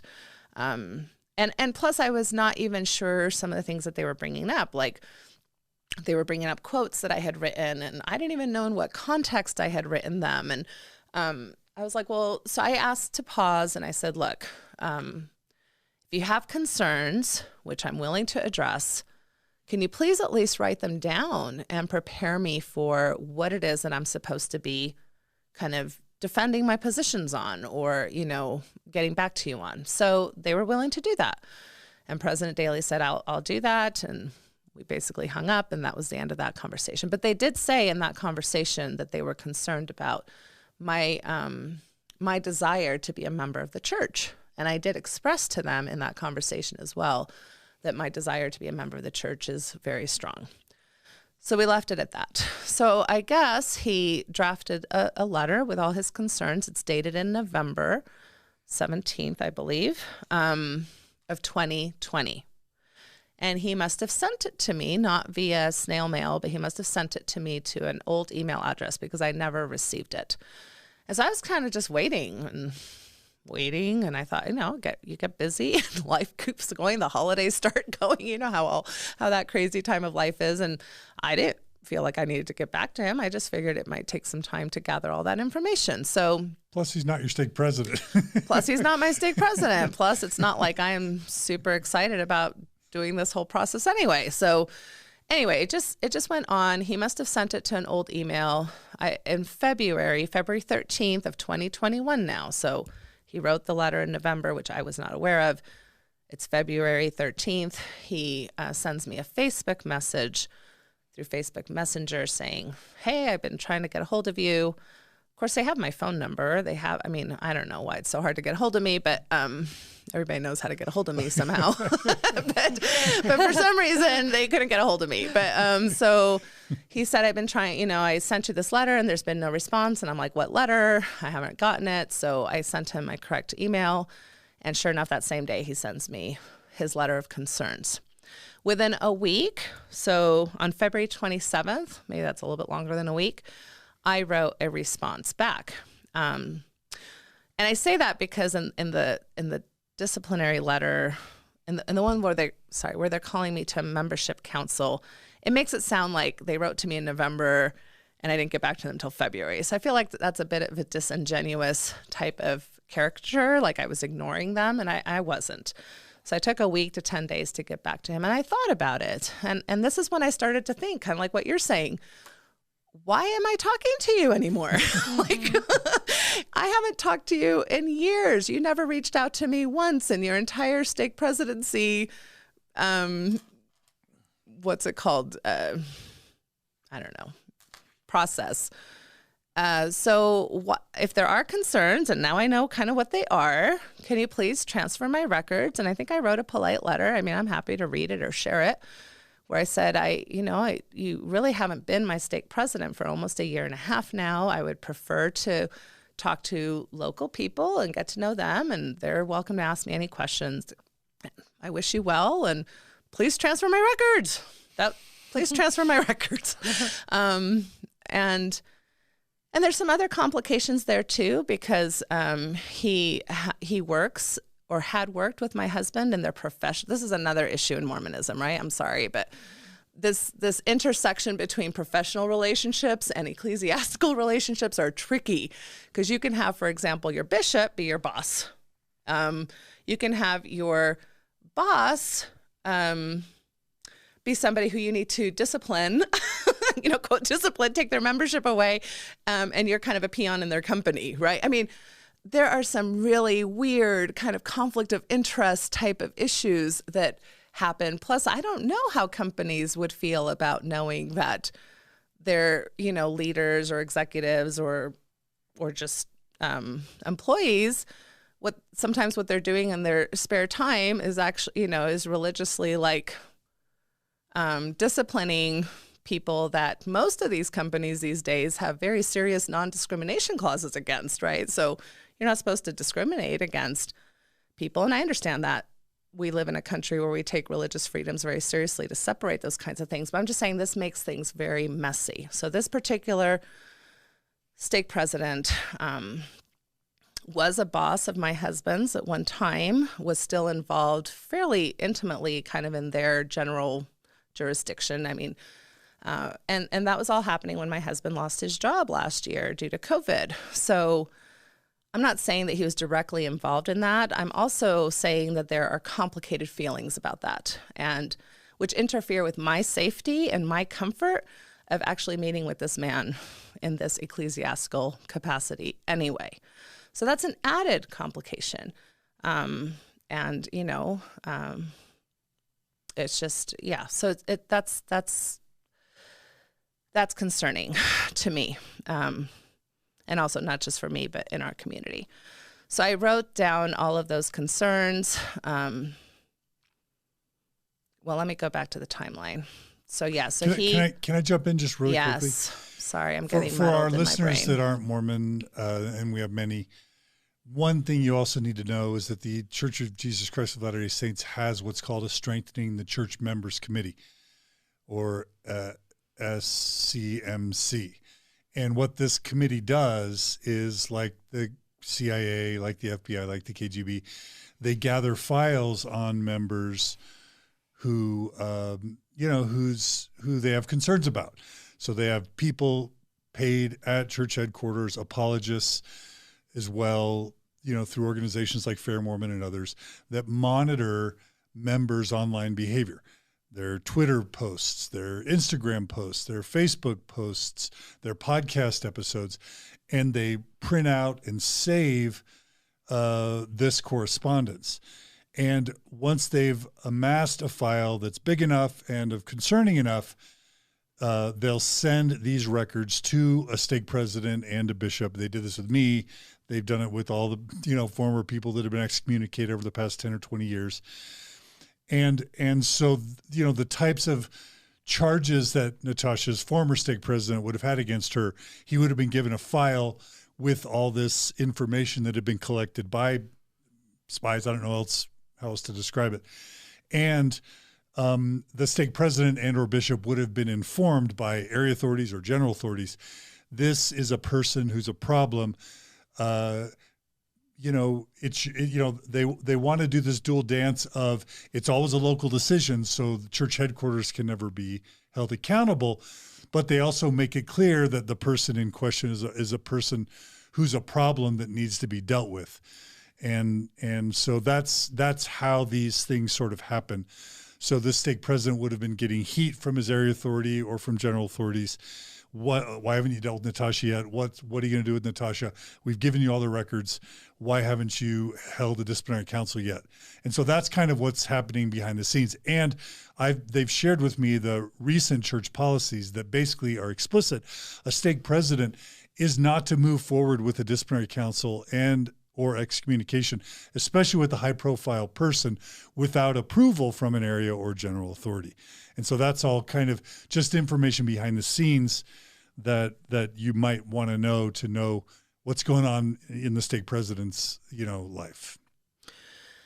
And I'm just going to say, as a Mormon woman, I have no idea, because we are not included in these types of leadership decisions. So I have no idea what if all of that is true or not true.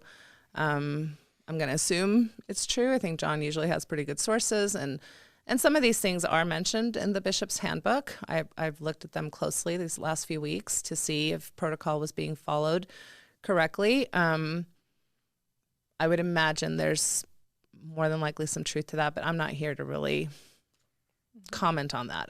All I know is what's happening, what I have in front of my, what has been communicated to me, what has been expressed, and the players, at least, that are involved with me personally and intimately. So if that's the case, then, it is sad that, I'm calling out all the names, right? And if he's the only one that's being called out because he plays that role.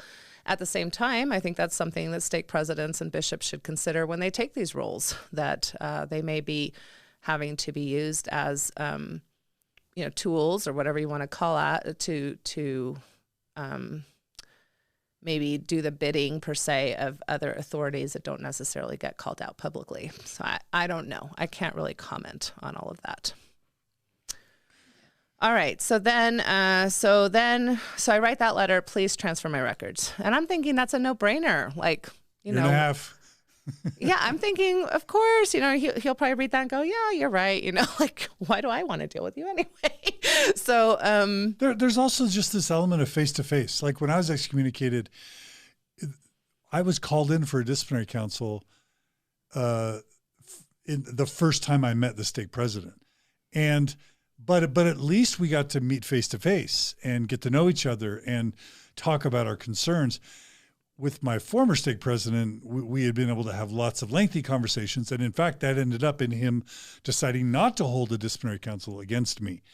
And so I believe that it's really important that, you know, if it's your eternal salvation, the persistence of your eternal marriage, hypothetically, the union of your family in the celestial kingdom, really your eternal salvation or your condemnation to the equivalent of Mormon hell, you think you wouldn't do that over mail, snail mail, or email, or text, or Zoom. Like you'd think you'd say, no, that we do this in person. It's personal. Let's get you with your new stake president. Let's see if anything's changed. Let's get to know you better. Let's give you guys time to get to know each other. And maybe he can even counsel you and help you, you know, find a compromise where you can do what you do, but the church can have its interests protected. Like there are all so many reasons why this sort of thing should not be done by Zoom or text or email. This should be a personal, Christ-like, pastoral, personal, eye-to-eye, face-to-face, multi-month process versus sort of some Zoom, text, email thing, in my opinion. I would agree with all of that. This feels like a bad breakup through text, right? Or something that's very confusing. With somebody you've never really talked to. Yeah. In any professional way. Right. So I really did think that was a no-brainer. But I thought on the chance that he's going to continue to say, no, this is going to be dealt here in Kansas, I thought the next communication I would get from him was that. No, sorry, Sister Helfer, we're going to have to deal with this together. So if you could really please take my past letter seriously and answer some of those concerns. And let's have a conversation about it. That's what I assumed would happen next. One of those two scenarios. And so so he has this letter dated March 21st. So I wrote that letter, saying, please transfer my records on February 27th. On March 21st, he wrote a letter to me. It's dated March 21st, but again, I did not receive it on March 21st. How I first got contact with this letter was a hand delivery to my personal home on Easter morning. This is how I received this letter. And I'm sorry, but the best I can say about that is that it was tacky. The worst that I can say about that. It's incredibly spiritually wounding on a day as sacred as Easter. They didn't know if I would have family. They didn't know anything about my circumstances that day. It's a holiday, a sacred, religious holiday of all things.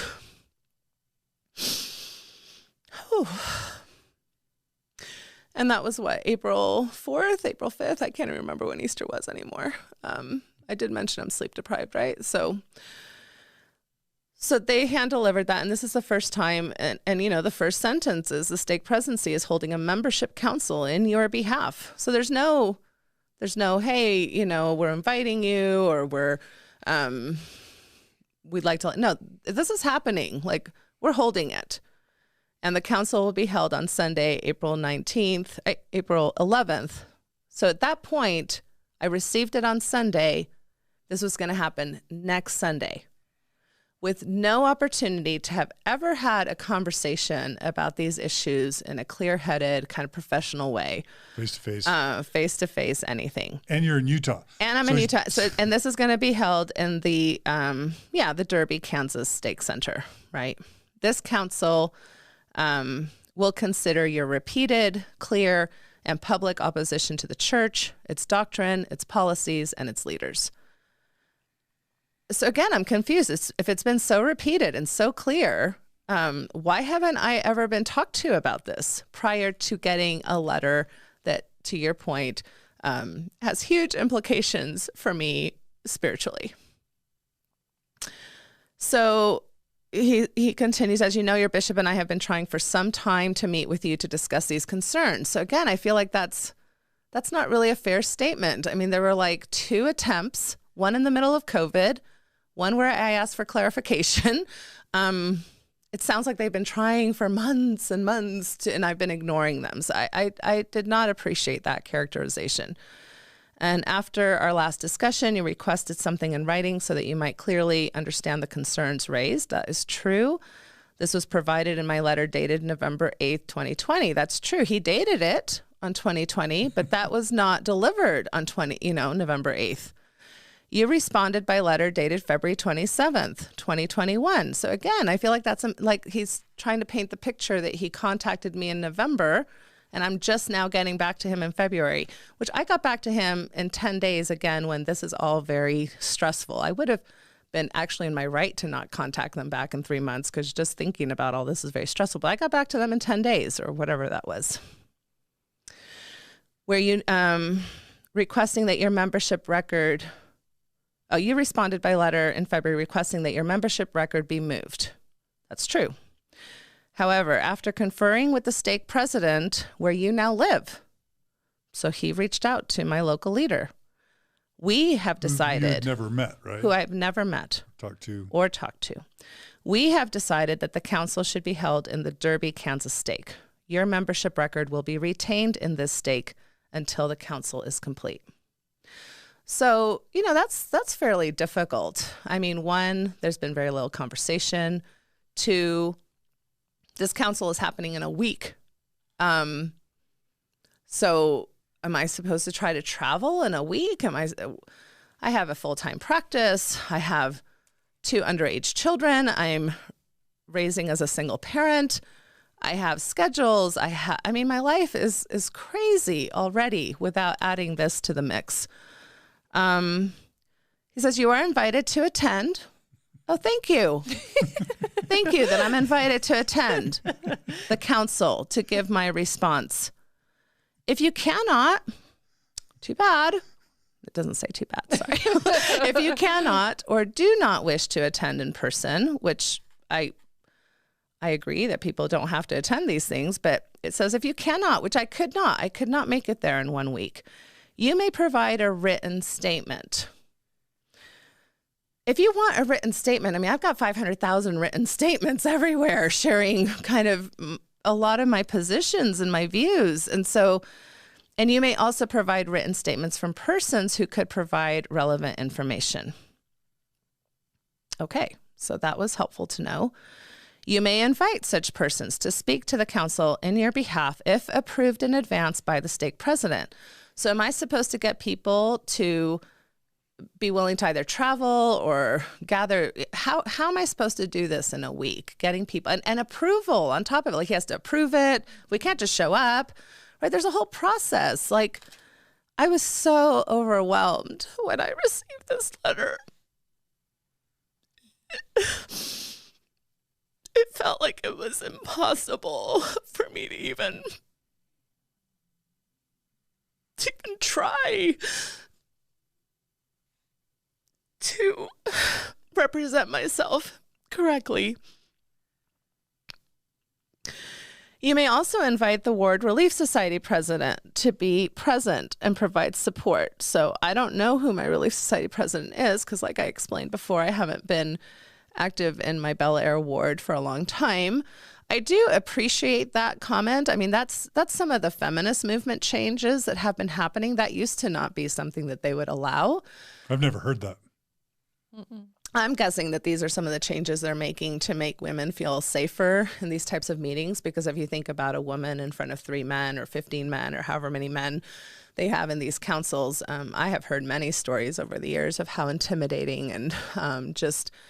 Again, when you're, if you understand anything about just basic psychology, the fight, flight, freeze response. So when you're intimidated, it's very easy to become like kind of frozen or anxious and not be able to really think clearly in those kinds of situations. So I am glad that they are making that a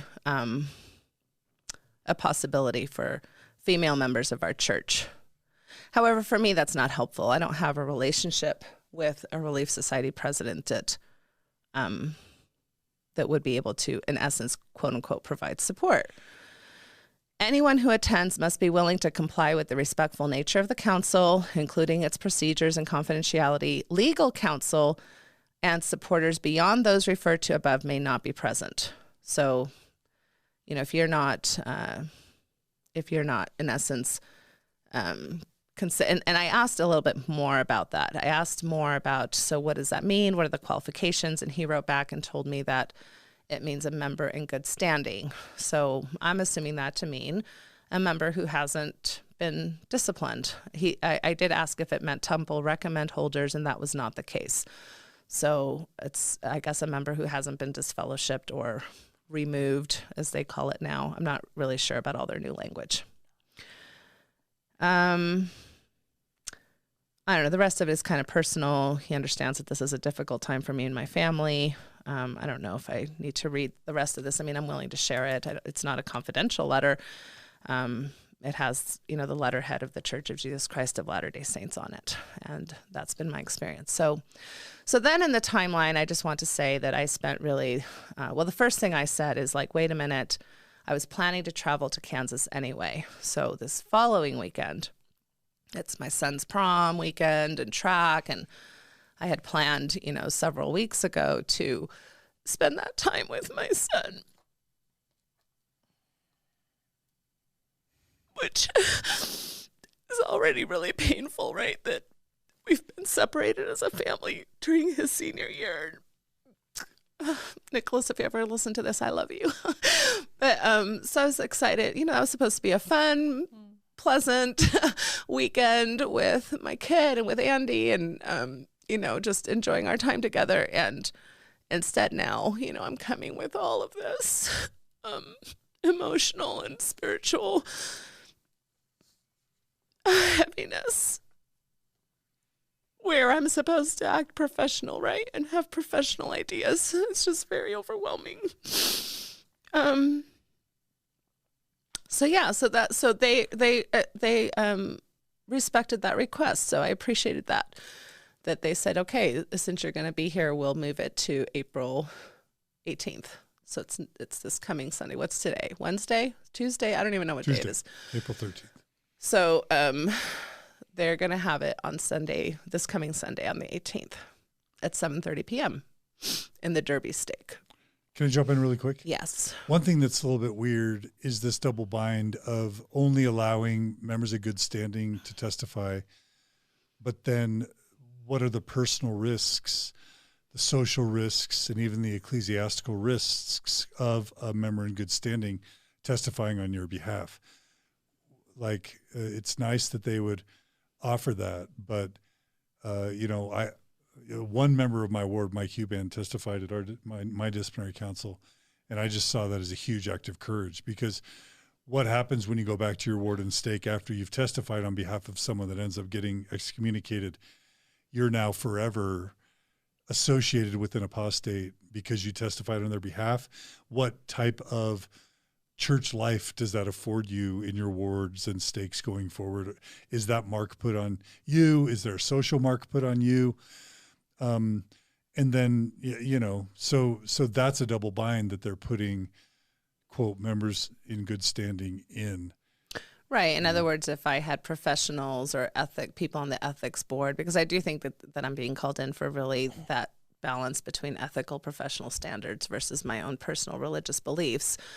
Or attorneys. So if I wanted like an expert in ethics from the AMFT board or something, they would not allow that because, they're not a member of the church. So yes, I agree. It's like we're only willing to listen to kind of the perspective that usually tends to agree with us. And that's problematic. However, I will say that, so back to the timeline. So I felt like I had that first week to see if there was any way that this could be stopped. Because as I mentioned in the beginning, I just thought this is going to be harmful. This is going to be harmful to me, my family.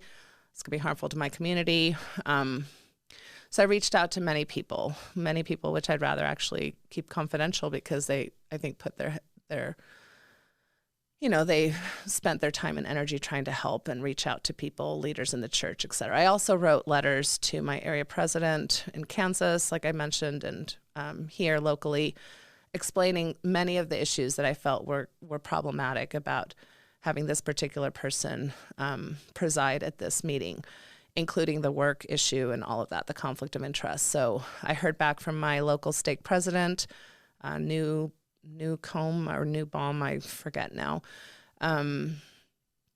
And he just, said, well, we welcomed you to the stake, although I don't know how he can welcome me to the stake when I'm not in the stake.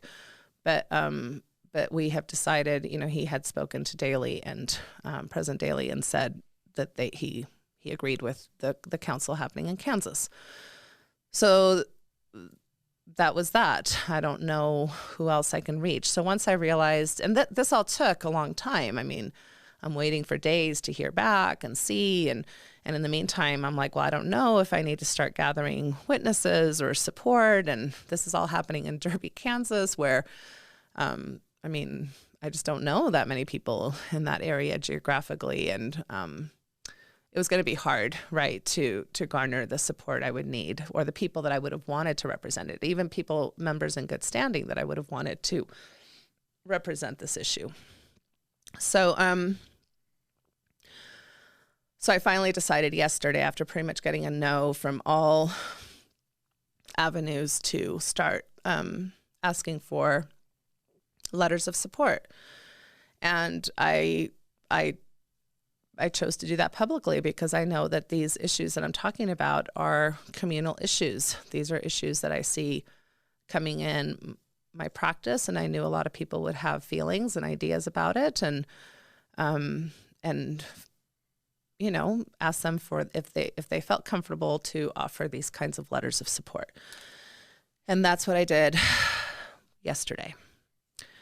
And I will say, in just one day, the level of respectful and professional letters that have come through, because I did make it an option to CC me so I could see what was being shared if they wanted, have been so amazingly powerful to read. I mean, just from clinicians, from doctors, from pediatricians, from mental health professionals, from members, from leaders, bishops, stake presidents. Some of them were anonymous, like you said, John, because they are worried that they can't speak without facing some level of discipline themselves. But many of them willing to put their membership numbers, and you can call me, and this is my ward, and this is my stake. And it has been astronomically amazing. And what I really appreciate about those letters is that they're really not about me. I asked it for it not to be about me. My name is included in some of them, and I really appreciate everybody's love and support so far. But this is not about me for the community. Many people lose their membership that we never even hear about because they don't talk publicly. And that's a personal tragedy. So that's mine. That's my story. My personal tragedy is separate. This is a communal story. And the literature that's coming in through these letters is about that. It's about how sexual shame is harming and has harmed people. So I'm just astounded, really astounded at the quality. Like, a lot of these letters, I'm like, I'm not this smart. I can't speak to these things as well. Like, if Mormonism does one thing well, it's create really well-educated social justice people. So I'm really grateful about that. And they're writing in. And then I've had amazing support by local people who have said they're willing to travel. I can't imagine some of the money and energy and time that people are spending to be able to be there in 1 week's notice, right? Because even though I had 2 weeks notice, now people just got notified yesterday. So people like Katie Mount from Marriage on a Tightrope. Marriage on a Tightrope, which I have partnered with them and love the work I do, helping mixed faith couples retain their marriage if at all possible, and if it's healthy for them. People like Jody England, who is, just such an advocate for LGBT community, and one of my providers, Jana Spangler, who is going through vertigo, like pretty bad vertigo, and she's planning on getting on a plane. I'm like, don't do that. That's not good for your mental health. But, you know, she's her own agent and she's doing it. And so, and she's a wonderful speaker for spiritual health, you know, the intersection between mental and spiritual health, and is a wonderful coach that works for my group Symmetry Solutions. So it has been incredibly touching, as well as people who are not qualified to be witnesses, like you, John. You've mentioned that you're going to come and support me, and Sam Young is going to come, and Clint and Jenny are the founders of Thrive, which is a wonderful support organization for people who are searching for community after they leave the church. And I have partnered with them as well as far as helping people have good mental health post religious transition, which is, again, part of my ethical responsibility as a clinician. I love helping Mormons, no matter where they find themselves on the belief spectrum or on the practice spectrum. And I feel like I'm very specialized and good at that particular niche, and why I love serving that community.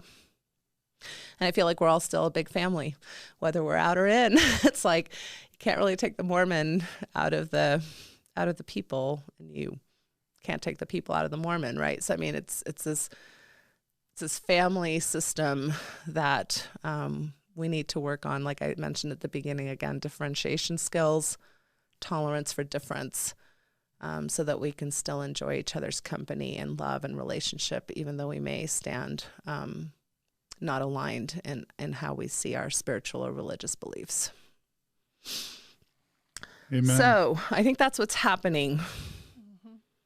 And I feel like we've been here for a long time, and I didn't even get to the whole point of what I was thinking I was going to do tonight. So what is it?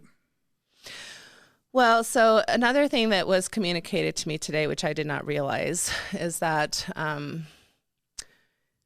President Daley told me that I will, because I was asking about, well, how do we get approval for these particular people who are spending all this time? Like, I don't want to have people buy an airplane ticket and then be told you're not approved. Like, I have no idea how this works or how timely it is. And so I was asking today, can we get notice so that people who are planning on traveling can know if it's worth their time, right, to come out? And in the reply, he shared that that's fine, but be aware that you have 1 hour. You have 1 hour combined for this particular meeting. So that means whatever concerns I'm supposed to address, which, by the way, the list is pretty big. And by the way, this is why I've created like hundreds and hundreds of hours on my podcasts to be able to educate our community, people who can't afford therapy, people who just need educational resources, leaders who need resources to help, their ward members. That has been really pretty much just an act of love. I have learned a lot along the way. I love interviewing people who, I'm like, well, I wonder what's happening with vaginismus and genital pain. I need to know more about that. So I'll reach out to an expert, and they come on the show and they give us this amazing information to our community for free. And, in a sense, that's kind of been my calling, right? I have given myself my own calling, and I love doing that. So it would take me hours and hours to address many of the concerns that they have for me. I guess in a sense I'm saying, well, it's all there. You can listen to that information and educate yourselves. Mormon Sex Info, Mormon Mental Health are both podcasts that I host, trying to give these resources to the people. But back to this 1 hour. I had a good long cry about that today.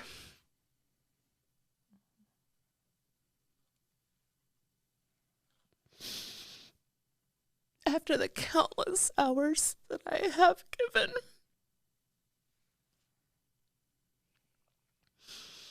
How many firesides have I presented at for free? How many? Our group, Symmetry Solutions, we actually offer free consultation to any LDS ecclesiastical leader if they need help. And many, many leaders have taken us up on that. And I'm so glad. And we give that time freely I get 1 hour.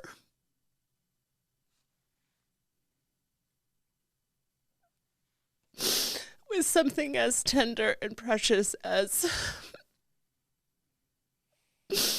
whether or not my ordinances will be intact next week.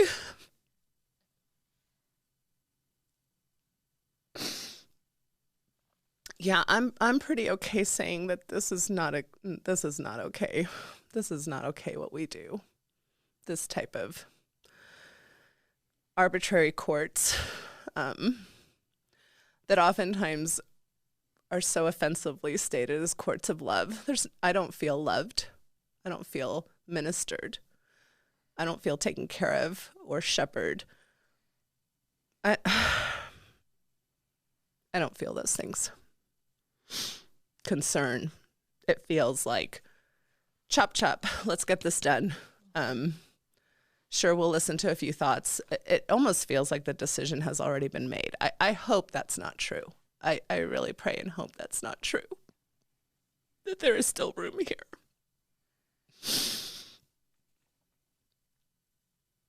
For a softening or an understanding or a mutual coming together.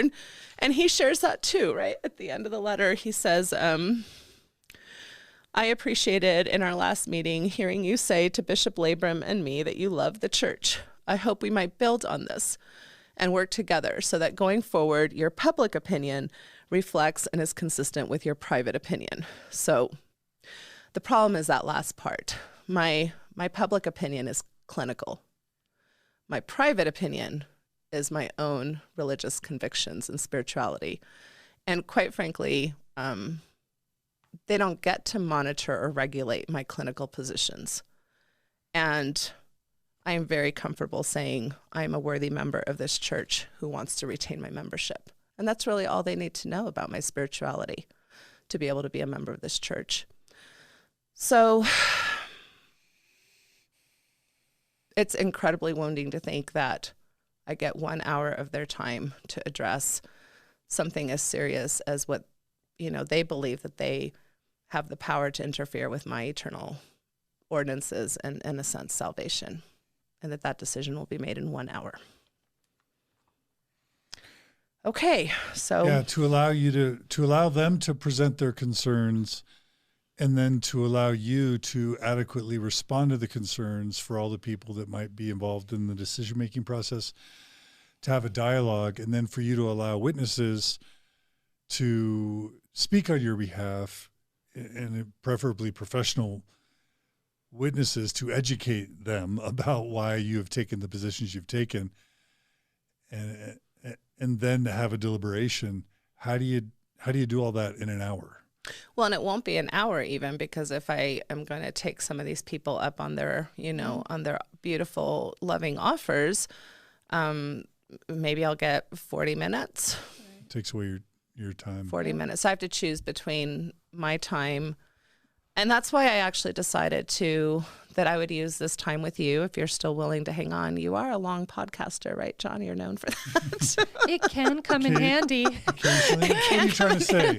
What are you saying? What are you saying? Just kidding. I think my approach is that I would like to cover their concerns, because I'm more than happy to address the concerns. I'm not trying to shy away from the concerns or not address them. But I will not have time in 40 to 45 minutes to address these concerns adequately. So I thought I would prepare a statement that addresses, some basic things that I can cover in 40, 45 minutes. And instead use this opportunity to really cover everything in depth. And then if they want to know my position, since they're not really giving me the time, they can listen to this. That's my thoughts. I don't really know what else to do. Let's do it. Okay. In fact, you can send this to them. Yeah, I guess that could be part of my documents, right?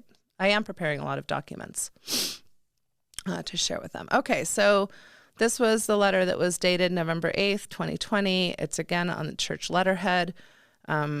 It's stated Derby, Kansas Stake. I want to be clear, too, that none of these letters ask for any of this to be held confidential. I feel like, these are they're making a public position about me, and this is kind of the reason why. So again, this is part of transparency. So I don't feel like there's an issue with sharing these letters. As far as sharing confidential things that I agree to, then yes, I will respect that.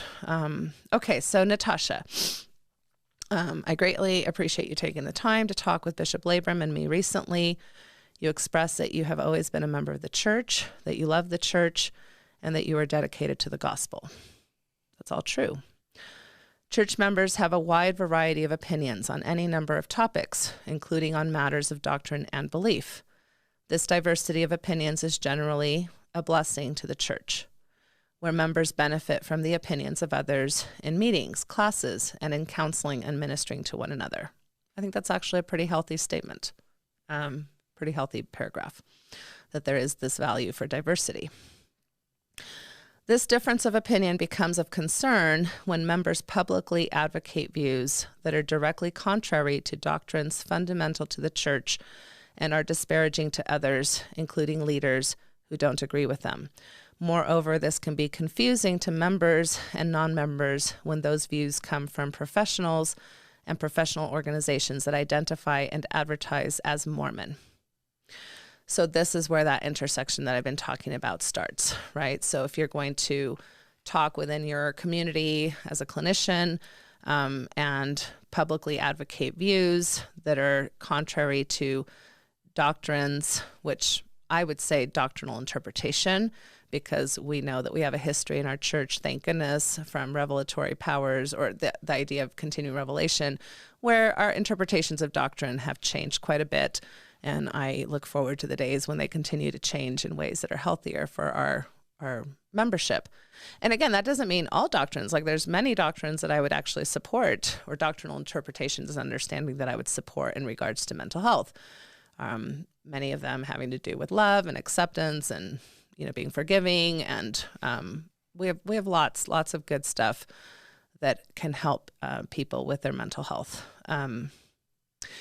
So as far as the confusing to members and non-members, when those views come from professionals and professional organizations, I can see that point. At the same time, people have their agency and their ability to think for themselves, and people can take what a church leader is saying or what their gospel, leaders are stating, and they can also take the opinions of professionals and kind of make up their own minds and make up their own decisions. And if they want to use their own spiritual tools to come to what best decisions are for them. So I think this whole idea about using the word Mormon is something that I want to be clear too, that by the way, I've been very careful to try to signal that we are not, in anything that I've been involved in, I have been very careful to signal that all of my projects are not officially associated with the Church of Jesus Christ of Latter-day Saints. And even our church leaders have admonished us to kind of move away from the term Mormon. So I specifically used Mormon because it is now really more seen as a cultural term in the social sciences and also kind of in the cultural kind of narrative of who our people are. And also the word Mormon, quite frankly, refers to a lot of people that aren't really part of the mainstream LDS. I would say the Mormon family includes the FLDS, it includes the Community of Christ, it includes a lot of other smaller communities, it includes our post-Mormons, it includes our nuanced Mormons, it includes our Orthodox Mormons, right? So the word Mormon is really a cultural term at this point. It doesn't really signify so if I would have said, maybe the LDS Mental Health Association, which we did consider as a name, we felt that that was too close to the mainstream church and that would actually be disrespectful to them. So we chose the word Mormon for these particular reasons. And I just do want to say that when I started the Mormon Mental Health Association with my colleagues, we did have a concern that came up from the church legal team about that. I was contacted by, I don't remember who, some type of legal entity that was claiming to represent the church. And we were able to attain the services of the Electronic Freedom Foundation. And they wrote some very interesting paper for us, which I would like to read right now, as to why the use of the word Mormon is something that is not appropriate for the church to try to control, or one of the churches within our Mormon tradition. So they say MMHA is a professional association for mental health providers, clinicians, educators, and advocates who are interested in or are working with members of the Church of Jesus Christ of Latter-day Saints, as well as members of any church tracing back to the Restoration Movement of Joseph Smith. MMHA seeks to improve training, research, strategy, collaboration, and education in the mental health treatment of Mormons, helping ensure that this population's needs are being met by trained professionals who adhere to professional ethics codes. MMHA uses the term Mormon to accurately describe the population it seeks to serve. And if I can just, as you're kind of looking through that, I just want to say editorially, it's so weird that the church has completely withdrawn itself from the term Mormon and even denounced the usage of the term as being a victory for Satan and as an awful thing. Yes. And yet they're even bringing this up as an issue with you. It is now a cultural term, free in the public domain, like Jew. You wouldn't have the Reconstructionist Jewish congregation or the Reformed Jewish congregation or the center or whatever in the world basically trying to take control of the word Jew. So it's really weird that they're even bringing up the usage of the term Mormon since they've abandoned it. I just have to kind of note that because it's weird. And they continue to say Mormon is a term used to describe those who follow Mormonism or are members of the Mormon community. That is precisely what MMHA has done in the name of its organization, as well as related commentary. MMHA does not use the term Mormon as a mark, but instead to refer to and describe the community it serves. There is no other term that MMHA can employ that would convey the same meaning. I completely agree with that. And that is now legal precedent. That legal letter was sent to the church. There really wasn't any action from the church after that. It became a moot point. But it's interesting that, in the legal field, not that I'm a legal expert, but these types of letters and precedents are things that people can use, other lawyers can use to make cases in whatever, court, whatever processes they're involved with. So I'm not using the term Mormon to try to, garner some type of weird trust. I'm trying to serve the Mormon community, and that's what I'm describing myself as, and that's what I have expertise as. And then it is the job of every individual, every grown individual, to do their own research, to do their own thinking as to whether or not they've decided whatever entity they're going to seek services from is an entity that they can trust and feel comfortable with. It's also weird. My stake president never got mad that I used the term Mormon in Mormon Stories for my podcast. So it just seems weird that they're bringing up the usage of this term. It makes no sense. But I do think it speaks sometimes to how arbitrary it can all feel, and kind of a matter of control or power, what they're picking out or parsing apart, because they didn't have that with you, but they had some other things that felt equally arbitrary at the time and puzzling. Yeah. Right. Well, we do have a long history in our church of saying that we are the only source that can be trusted, right? So whether it's historians or clinicians or psychiatrists or intellectuals, I mean, these, the church does have kind of like a vested narrative in that don't seek out other sources. That is not good clinical practice. Good clinical practice is about challenging and questioning. So those two worlds kind of have very different standards. I think that the church would do better in general if it just said, go research, do your own thinking. And then if we're of value to you and if we make sense to you, please, be a part of us in any of these issues that we have. But I digress. Okay. So also, then how long have you been using the term Mormon? Right. Well, like I said, I started using the word Mormon with the Mormon Therapist blog, which my stake president at the time knew about and seemed fine with. So we moved to Wichita in 2008. So it was around 2000, maybe end of 2008. 13 years. 13 years she's been using the term Mormon. Yeah. And they're bringing it up now. Right. While I'm in a different stake. Okay. So in our discussion, Bishop and I raised concerns we wish to discuss, and you requested we send to you in writing some of the questions to allow you time to consider your responses, correct? These questions are below. Please feel free to add any additional insight that you feel would be appropriate or helpful in understanding your responses. So bullet point number 1, why is the overwhelming tone of your posts negative towards the church and its leaders? Can I just ask you, remind us who's writing this letter? This is Stephen Daley, President Daley from the Derby, Kansas stake, Okay. who is orchestrating this, or is it, I don't know, orchestrating is probably a strong word, who is organizing this membership council. And this is basically his written case against you. Yeah, I guess. Yeah, these Okay. were, I mean, I asked him to write these concerns so that I would be prepared to address them. So he did that, and I appreciate that. That's fine. So I think that this is a very subjective question. Why is the overwhelming tone of your post negative? And it's also confusing what posts he's talking about, because I have a personal Facebook page, I have a clinical Facebook page, I have the Mormon Therapist blog. And as I share some of the quotes that they share with me, they kind of took from all those different spaces that I reside in. So even my personal spaces, which aren't necessarily clinical, but so I don't think that my tones are negative. I think at times they can be critical, but I think my tones are challenging. I think my tones are educational. I think my tones are advocatory, if that's a word. I like to make up words sometimes. I think my tones are, I think negative is a subjective term. And again, I don't know exactly what posts he's referring to.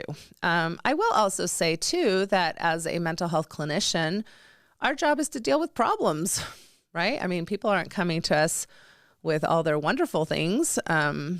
We do try to point out the wonderful things to them as part of them having better framings, but we're in the business of solving problems. So if I'm posting a lot about what I consider some of the problems or challenges that we have as a community, again, I wouldn't classify that as negative or characterize that as negative. It's part of my job. Also, if marriages and lives are literally at stake and people's depression or anxiety or mental health are at stake, isn't it almost an act of loyalty or devotion or love to speak out in opposition or critical ways? And my professional code of ethics calls me to advocacy work, as it does most mental health professionals. As the social work code of ethics for social workers very much focuses on that very strongly as part of their ethics. So have I spoken up in stern ways? Absolutely, I have. And I stand by those statements, or by that advocacy that I've tried to do. All right. So in the past, you have posted, be very clear. The Mormon Church is currently a toxic, unsafe place for LGBTQ plus members and their loved ones, not to mention sinners in general. And whether you realize it or not, that's our entire membership. June 2019. Do you consider the church toxic and unsafe for its members? So I don't exactly know where this was taken from. I wasn't able to find it by searching all my stuff. So I'm guessing it was probably my Facebook page, because I can search my blog pretty well. It's interesting that he says it's in June of 2019. This was the same year that the policy was reversed. The policy that had been touted as doctrine in 2015 by President Nelson was now basically reversed without much publicity to that event in 2019. So I am guessing the context of this quote that I was not able to find had to do with that. And yes, I do believe that the current narrative in our church about gay marriage, about same-sex attraction, about homosexuals, about transgender folks, is toxic, because the only avenue that currently that segment of our population has for romantic and sexual health is either celibacy and or entering into a marriage that does not resonate with a person's core identity. So yeah, that is not a healthy place. And especially for youth, because we have to remember too that gay kids and lesbian kids and transgender kids, they're in the congregation listening to these messages from very early ages, not just when they're 25 or 30 and can deal with those kinds of ideas with their fully developed brains, which, by the way, happens at 26. So if you're raising a gay kid who is listening to almost every general conference having something negative be said about this kind of population, that's not healthy. And I'm comfortable saying that. I'm not exactly sure what the sinner's comment was as far as, I do think that in general, the way that we kind of discipline sin is unhealthy. I think this whole process is unhealthy. So as I call things out, sometimes I use maybe grand statements. I think they do that a lot too in general conference where, you're kind of trying to get an idea across. I'm not trying to say that the church is necessarily completely unhealthy for all members. Like I've said many times in many of my posts, as well as tonight, the church can be a wonderful place, a lifesaver for many people. It offers structure, it offers community, it offers many concepts that are actually supported by mental health ideas and practice. So in a way, it kind of depends on the context of each individual. But in general, we have some issues that need to be addressed. Any questions about that? And John, just think it's a matter of fact. Like I studied you did. I was going to say you did a lot of research on this. I did a PhD in clinical and counseling psychology. My PhD dissertation was on the LGBTQ Mormon experience. We surveyed over 1,612 LGBTQ Mormons. 70% had left the church or more. Awful rates. The least healthy group by far were the ones that were following the church's admonitions, which were either celibacy or mixed orientation marriage. Both had super high depression rates, super high anxiety rates, super low self-esteem rates, super high homonegativity rates or internalized homophobia. And they had quality of life ratings lower than people who report having lupus, which is a debilitating disease that no one would want. And people who are following the church's guidelines for LGBTQ people had worse self-reported symptoms than all those populations. We all know the well-documented rates of attempts at suicide and actual completion of attempts at suicide within Utah and within the Mormon culture. I just don't think this is news to anyone, and that's why there's a mass defection of LGBTQ people from the church, not to mention transgender members, gender non-binary members, etc. And the church is reeling from this, and so much of the defections within the LDS church are people who love their LGBTQ children or parents or siblings, and are leaving because they're seeing the devastation wrought on LGBTQ Mormons.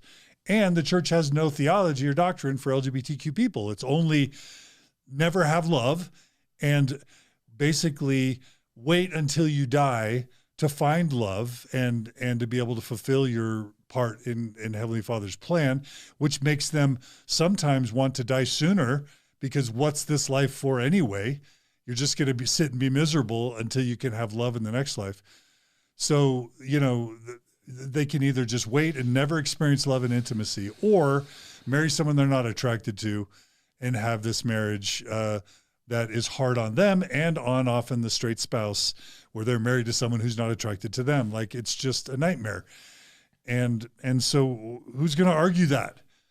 I mean, you're speaking the truth. You should be celebrated for speaking the truth, not excommunicated for stating the obvious. And I do want to, as you were talking about, for example, lupus, we know it's very journaled in so many research. Again, this just has so many implications for the health and quality of life of our members. Okay, next bullet point. In the past, you have posted, the last thing I want for my people is to replace one patriarchal prick for another. You can quote me on that one. Beware of any person, organization, or system that assumes they know better than you about what you need. Also, June 2019. When we asked about your feelings regarding church leadership, you expressed some concern that these comments were taken out of context. I invite you to express your current thoughts and feelings about church organization. Do you sustain the president of the church as prophet, seer, and revelator? Okay, so first of all, if anybody knows me, yeah, every now and then I use kind of colorful language. So I do. Sometimes I say bad words. So maybe I can repent about that and I can be humble about that. At the same time, it's interesting the context of this quote. It took us forever to try to find this quote. We actually found it. It's taken off my personal Facebook page, and it does not even refer to the Church of Jesus Christ of Latter-day Saints. I actually really don't know. Even in the comments, I looked at the comments to see if anybody would say something that would clue me into what was going on. I really don't know what I was referring to. And I did a lot of advocacy, quite frankly, against President Trump and the issues around mental health that we were seeing in regards to some of the positions that his,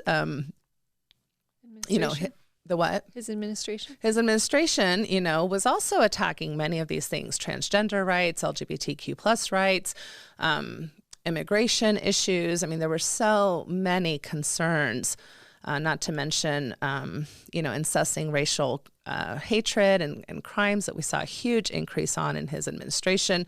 So yes, I spoke as a mental health clinician against my own country's administration often. That does not mean I don't love being an American, and that does not mean that I don't love being a member of my country. So in fact, I do that for the benefit of people hopefully educating themselves in regards to how governmental and administrative forces can have a very impactful impact in our daily lives. So I don't know what this is about. I do know that I have used the word patriarchal prick in some of my podcasts, again, kind of using some of my humor, because I actually really love one of the scriptures that we have in the Doctrine and Covenants that talks about unrighteous dominion. And we have seen many, many issues of people using priesthood powers, and by people I mean male bodies, that oftentimes, use powers in ways that are inappropriate, either in their family systems, in their church systems, in their government systems, etc. So I can apologize for using colorful language, but in a sense, I'm trying to point out that unrighteous dominion, unrighteous power plays are not healthy for anybody, and are actually very abusive in many cases. As far as my thoughts and feelings about the church organization, I think the church organization is a organization that is good overall, that it has wonderful people. I do sustain the leaders of the church, and I take that word sustain very seriously. I do not believe sustaining somebody as being an echo chamber of somebody or just agreeing with everything they have to say. Then you really aren't of much value to that person. If every time I ask my spouse or a friend or one of my colleagues, hey, this is a great idea I'm having, and they just said, oh, yes, yes, yes, without really giving me their honest opinions, especially if I'm about to do harm, that's not sustaining me. And so I have actually seen my advocacy work and my professionalism and my expertise and offering all this education and resources and ideas as very much a part of my sustaining responsibility of the leaders of my church, who they themselves have admitted that they are fallible. They are men. They are men trying to do the best they can. And do they have spiritual inspiration and things of that nature that they claim to have? Personally, I hope for that, and I believe that. Professionally, I still have to share what I know to be true from a clinical perspective. So that's my way to sustain my leaders. And if I have been firm and at times used strong language, like John mentioned, there are reasons for the emotion and the anger that sometimes I feel. Anger is a secondary emotion to pain, confusion, and fear. And I have felt a lot of pain and confusion and fear in behalf of people that I have served. So at times I do get angry. And I don't think it's always of the devil, this anger. I think it's a valid feeling, like, what's the fun movie, Inside Out? Inside Out. Teaches us that the little red guy plays a role, right? Anger plays a role. Anger plays a motivational role. It plays a role letting us know that something is awry, that our boundaries have been crossed, that there's been a betrayal, that there's something that needs to be done. And anger is motivating. So I know that we all need to watch ourselves when we are angry, because it also can be an impulsive feeling, and it can be a feeling that can lead to some harmful behavior. But I do want to be clear that for the most part, I don't know that I can think of any example, but for the most part, I have sat on my firm stances that are professionally shared for at least 3 days so that I can calm myself down, think about things, maybe confer with others. So I have not shared any of my clinical professional opinions lightly. Now, maybe on my personal page, every now and then, I don't do that, but I don't think that that's required of me on my personal Facebook page. Okay, any questions or? No. Next bullet point, several organizations that you appear to affiliate with or have helped organize identify as Mormon. The Mormon Therapist, the Mormon Sex Info Podcast, the Mormon Mental Health Association, Thrive, and then they added Beyond Mormonism, but the name of the organization is Thrive, and then yes, their catchphrase is Thrive Beyond Mormonism, which again, I had explained my relationship with them earlier. How do you reconcile identifying professional organizations you affiliate with as Mormon with your past comments that the church is toxic and unsafe to its members? I think I've addressed this bullet point. Do you have any questions about this at all? I've expressed my concern about, or my ability to use the word Mormon correctly. And I can, it's kind of like being part of an abusive family. You can love them, but sometimes you need to call them out, right? So Yeah. that's just, it's like, hey, mom, dad, what you're doing is harmful. And sometimes mom and dad get really ticked off about that. And sometimes they even try to discredit you with your siblings when you do that. I know many families that can relate to that issue when, especially in sexual abuse cases, right? So when a member of a family oftentimes speaks up about sexual abuse that a brother or a cousin or a father or an in-law has perpetrated, many, many times, tragically, the family rallies around the perpetrator and does not believe the victim, because to face that our family has that type of a problem is incredibly threatening and feels, unsafe for the family to take responsibility for what's happening in that system. So you can be part of systems that you love. We're a family. We're a big Mormon family. I can be critical and still love my community, love my membership, love my leaders. So I think we've covered that point. Okay. Next, when we spoke, we expressed concern that some of your opinions shared publicly on forums identified as Mormon, especially concerning the law of chastity, use of pornography and masturbation, and marriage between a man and a woman, are contrary to those accepted by the church. Would you explain your views on these two topics? Again, I think we've covered this as far as my professional views on these things. And if you have more questions about my views or want to educate yourselves, by all means, I have provided many, many hours of education. I guess I just want to jump in here. Yes. Because, Jennifer Finlayson Fife, Julie Diazevedo Hanks, go down the list of prominent active Mormon therapists. Even Laura Brotherson, who does not necessarily advocate for sexual health in a very healthy way herself, especially for the transgender population. But she has talked about masturbation and self-pleasure. I don't know if she's talked about pornography necessarily, but yes. Any of these mental health professionals, I mean, probably most certified, competent PhDs in psychology or marriage and family therapists or licensed clinical social workers probably identically share your views on masturbation, on pornography, on, quote, sex addiction, on LGBT rights, trans rights, and same-sex marriage. Steve and Barb Young have come out in support of same-sex marriage. Like, who hasn't? Like the whole Mormons Building Bridges contingent that marches in the Utah Pride Parade. Like, what positions do you have that aren't the positions of pretty much all competent ethics abiding mental health professionals who are active believing Mormons. Marty Erickson, the entire staff at Brigham Young University's counseling center. Like, what are they getting you on there?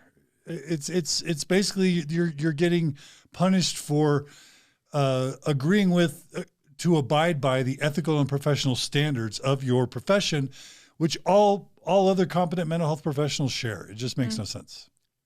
I agree. I completely agree. And this is why I think that this story is really a very telling story. It's and has huge implications for our mental health community, because it does affect all these other colleagues of mine that I respect astronomically and who are doing the work side by side with me. They may not be as vocal always as I am or public. They may have more diplomatic ways of sharing their opinions. Sometimes I'm not diplomatic. I just kind of talk off the cuff of my sleeve. I know that that's my own personality trait, but I am not sharing anything that, and in fact, if clinicians are not sharing that information, that's unethical practice. And that is happening, as I was talking before. There are clinicians that encourage people not to marry a gay partner or come out because, in essence, they're encouraging compliance with church doctrine. And that is a breach of their ethics and should be reported to ethical boards. If you have been I would say a victim of unethical malpractice, there are regulatory boards in every state where you can publish your complaint and, in essence, tell the regulatory board your experience with a clinician, and that clinician will be investigated for these types of breaches. Okay, next, how do you reconcile identifying professional organizations you affiliate with as Mormon when your views seem to be inconsistent with church doctrine? Are you concerned that potential patients or those seeking professional help could believe that the guidance provided in these areas is consistent with church doctrine and policies because it is coming from church members who identify themselves as Mormon? So again, this is just kind of another question that kind of repeats itself, I believe. Do you see anything here that I haven't already addressed? No. Okay. Do you believe potential clients who are members of the LDS Church are more likely to trust you because of your affiliation with the church and description as the Mormon therapist? I feel, again, that's the same question. It's no longer the Mormon Church. Like you, LDS Church, Church of Jesus Christ Latter-day Saints, you've abandoned the term Mormon. So Natasha can use it. And she's been using it for 12 or 13 years. So why now? Like these are dumb reasons. These make no sense. I mean, what they do is they just come up with excuses for the fact that they don't like you or they don't agree with you or you've criticized them. And and the decision's already been made. It's so frustrating. What is your amen? What is your connection to Thrive Beyond Mormonism? What do you see as the purpose of that group? In what circumstances do you believe it is appropriate to help members leave the church? And have you encouraged members to leave the church? Ugh. So this is extremely distressing question. I mean, first of all, I've been connected to many groups. I have done work, again, like for Marriage on a Tightrope, Thrive Beyond Mormonism. I've presented at Affirmation. I present at Sunstone.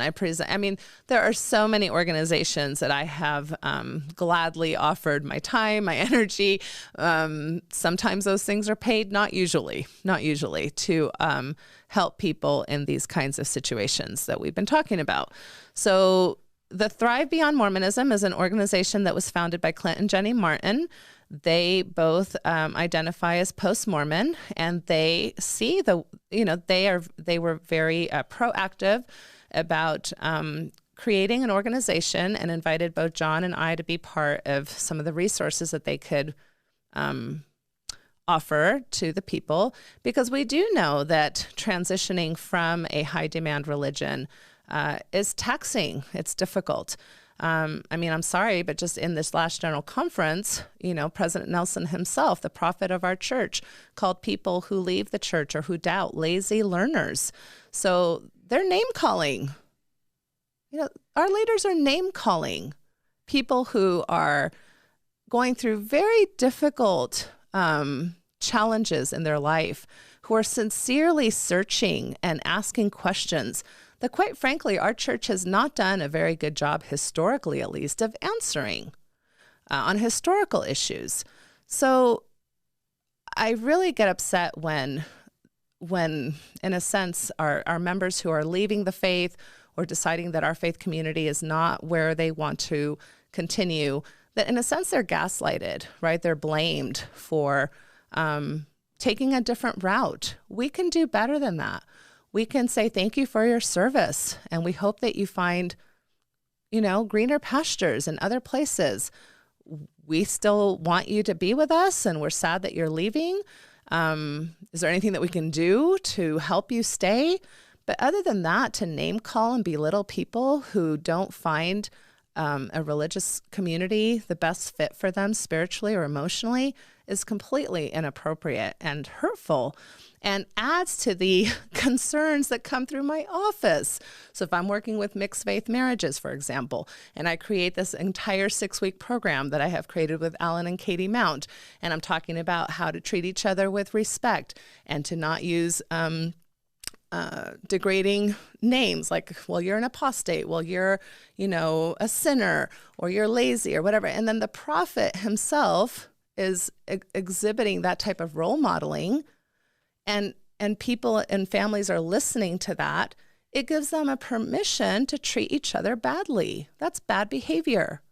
So this is an example right now of how I'm being critical of church leaders. At the same time, President Nelson has also said many wonderful things, many great things. But I, as a trained clinician, I'm listening for these particular issues that show up in my office day to day, and that's what I'm speaking to.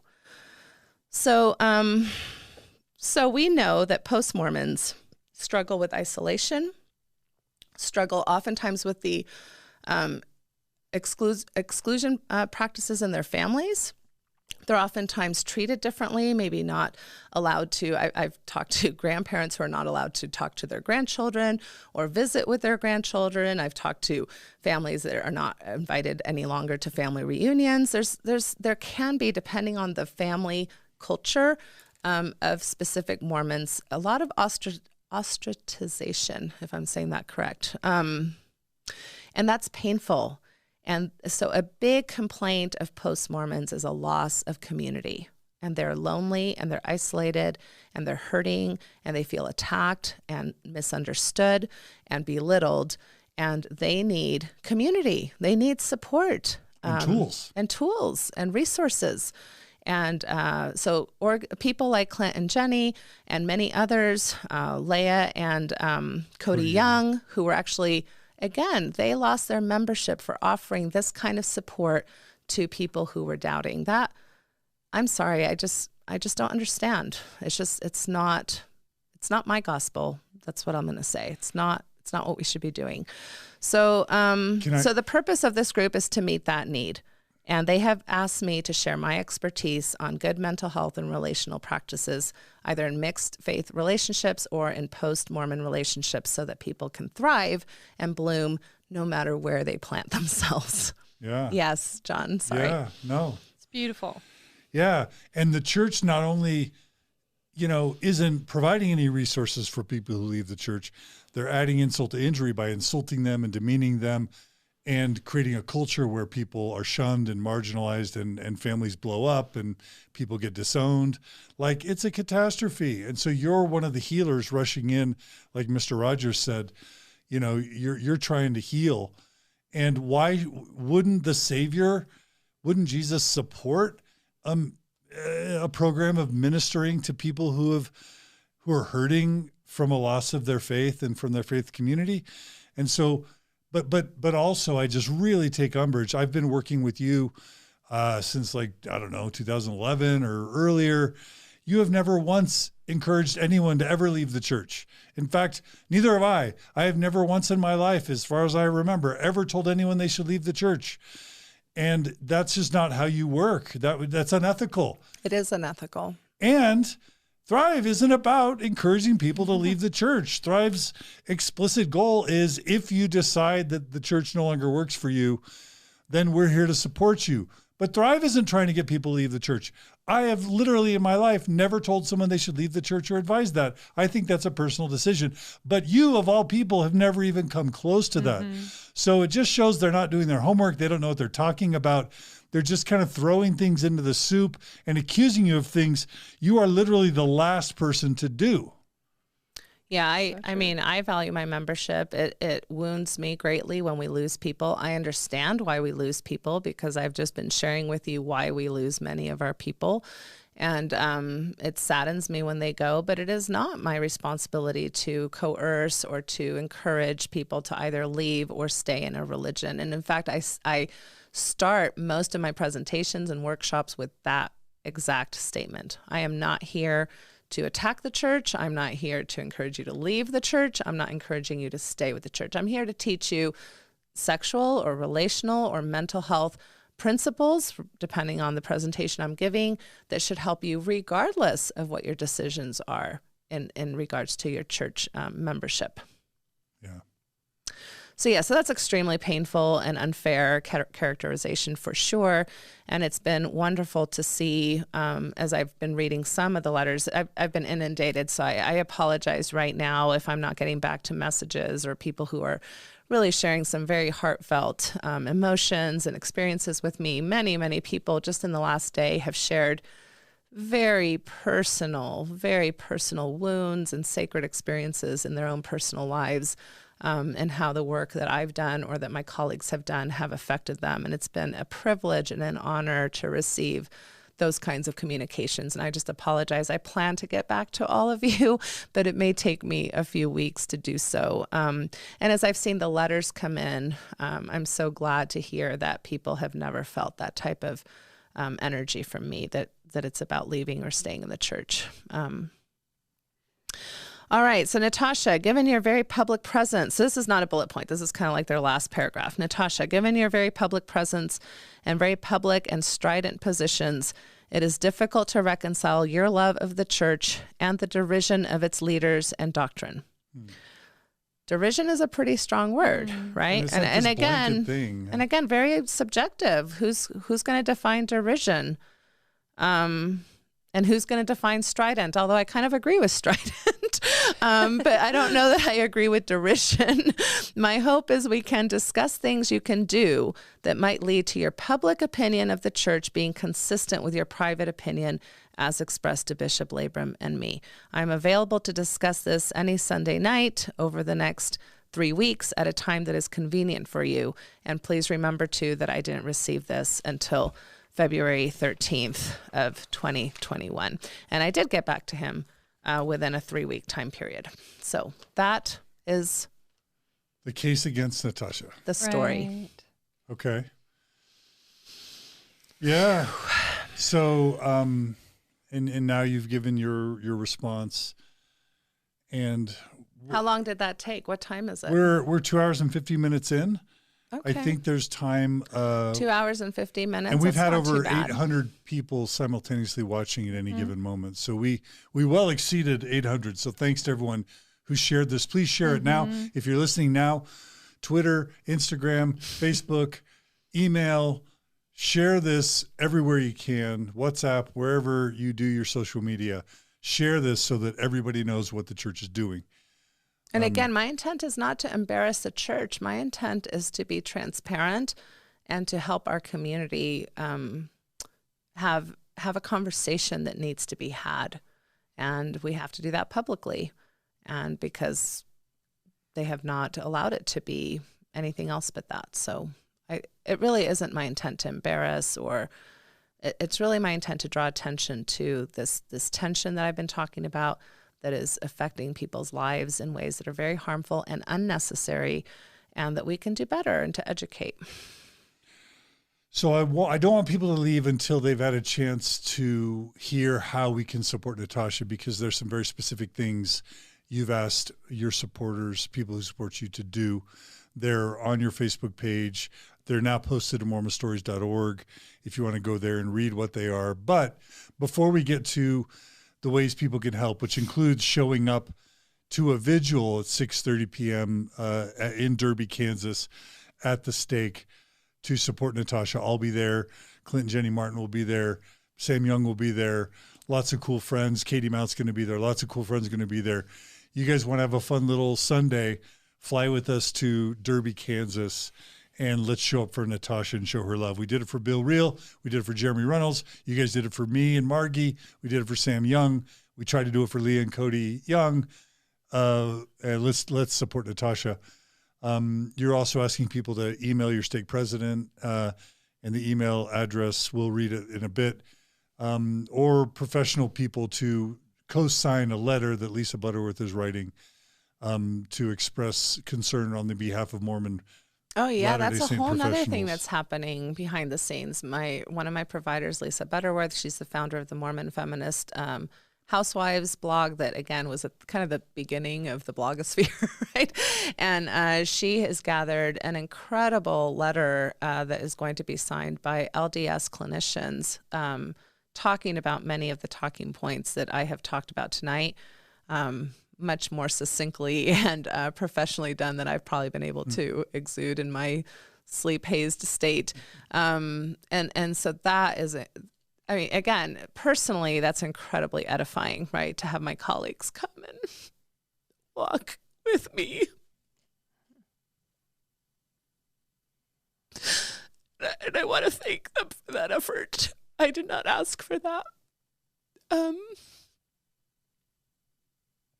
But again, it's not really about me, even though I keep crying about me. It's really giving a message of the clinical importance of this matter.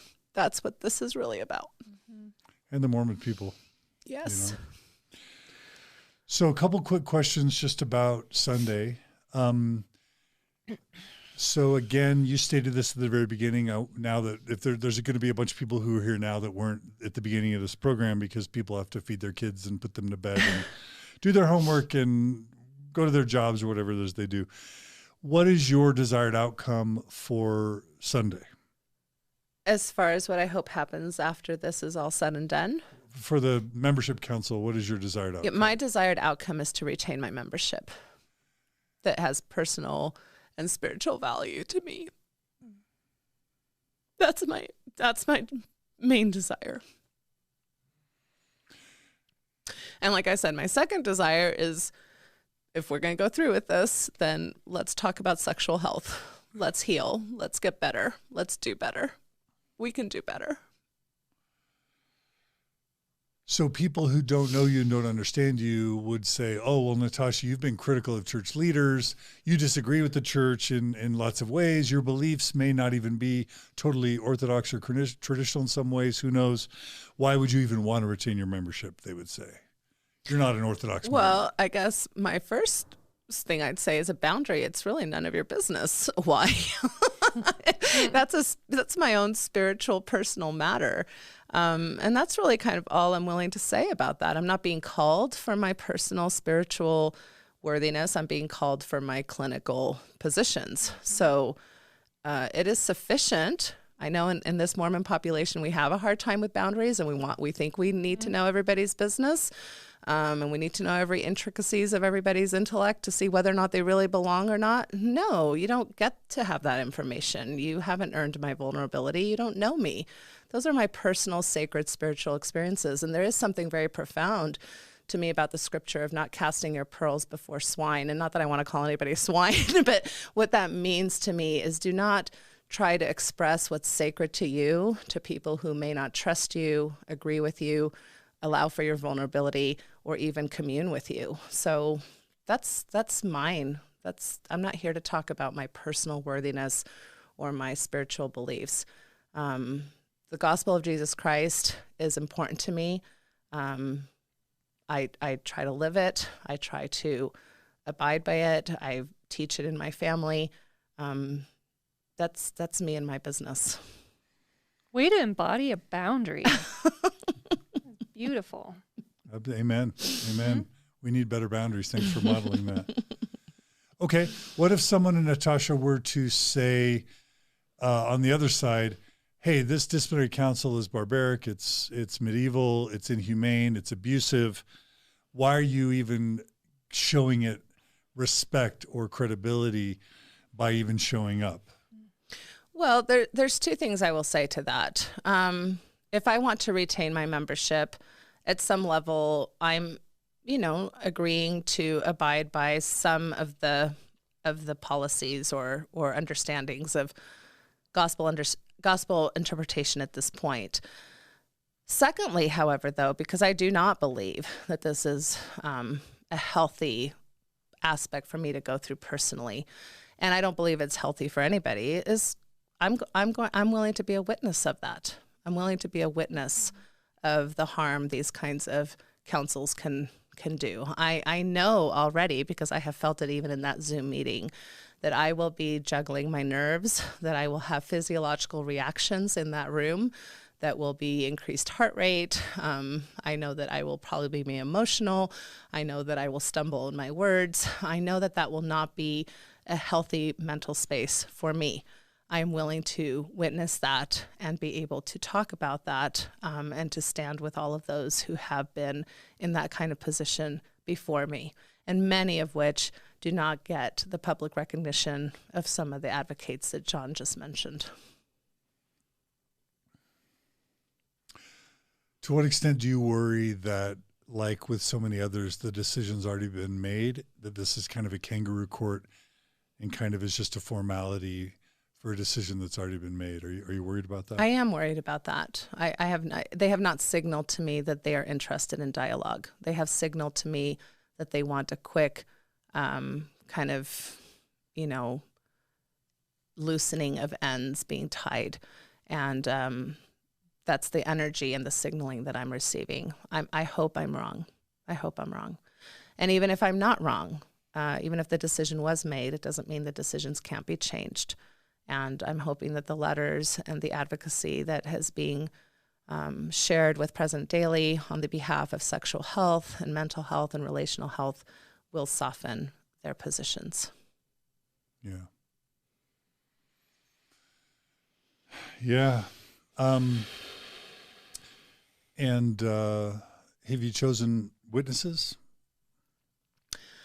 So like I said, Andy Parker, my still husband, soon to be ex-husband, will be there with me. We are very aligned and good friends. We'll stand together in this, in that type of relationship. Katie Mount has shown willingness, but she's still waiting for permission, because that's a big cost and even time, energy. She's got a large family of her own to take care of. Jody England. Who else did I mention earlier? Oh, and Jana Spangler. Lisa Butterworth is seeing if it fits with her crazy schedule. See, it's not something, they didn't give us like a month or two to plan this, right? Where we could come together in a more organized way. Yeah. I'm open to others. I mean, they gave me an hour, which I feel is very offensive, like I said, to begin with, and very hurtful. I don't mind. Like I said, I'm going to have a written statement. I don't think it'll take me much time to read that. I don't know if they're going to have questions for me. I haven't really seen a lot of that in the previous courts that we've kind of heard about. So I don't know how much more information they'll want from me, but I'm willing to give it. I'm willing to stay more than an hour, but I don't mind sharing some of that space with other people who can feel important to speak to these issues that I'm describing. Do you know who your judges will be? Will it be the bishop and his counselors? Will it be the stake president and his counselors? Will it be the bishop and the stake president? Do you know who's going to be your judges in Israel? I don't. I know that this is not a bishop's council, it's a stake presidency council.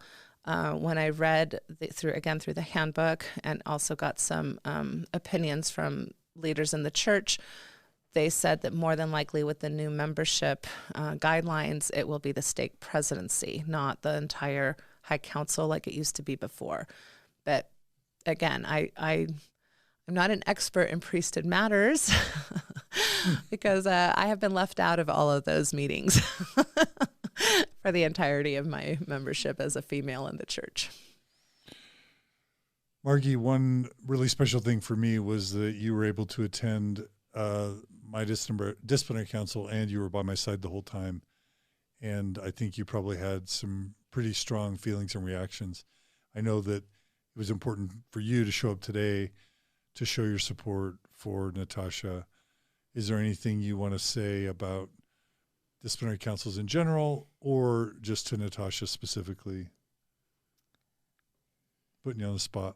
Yeah, look at you go. What?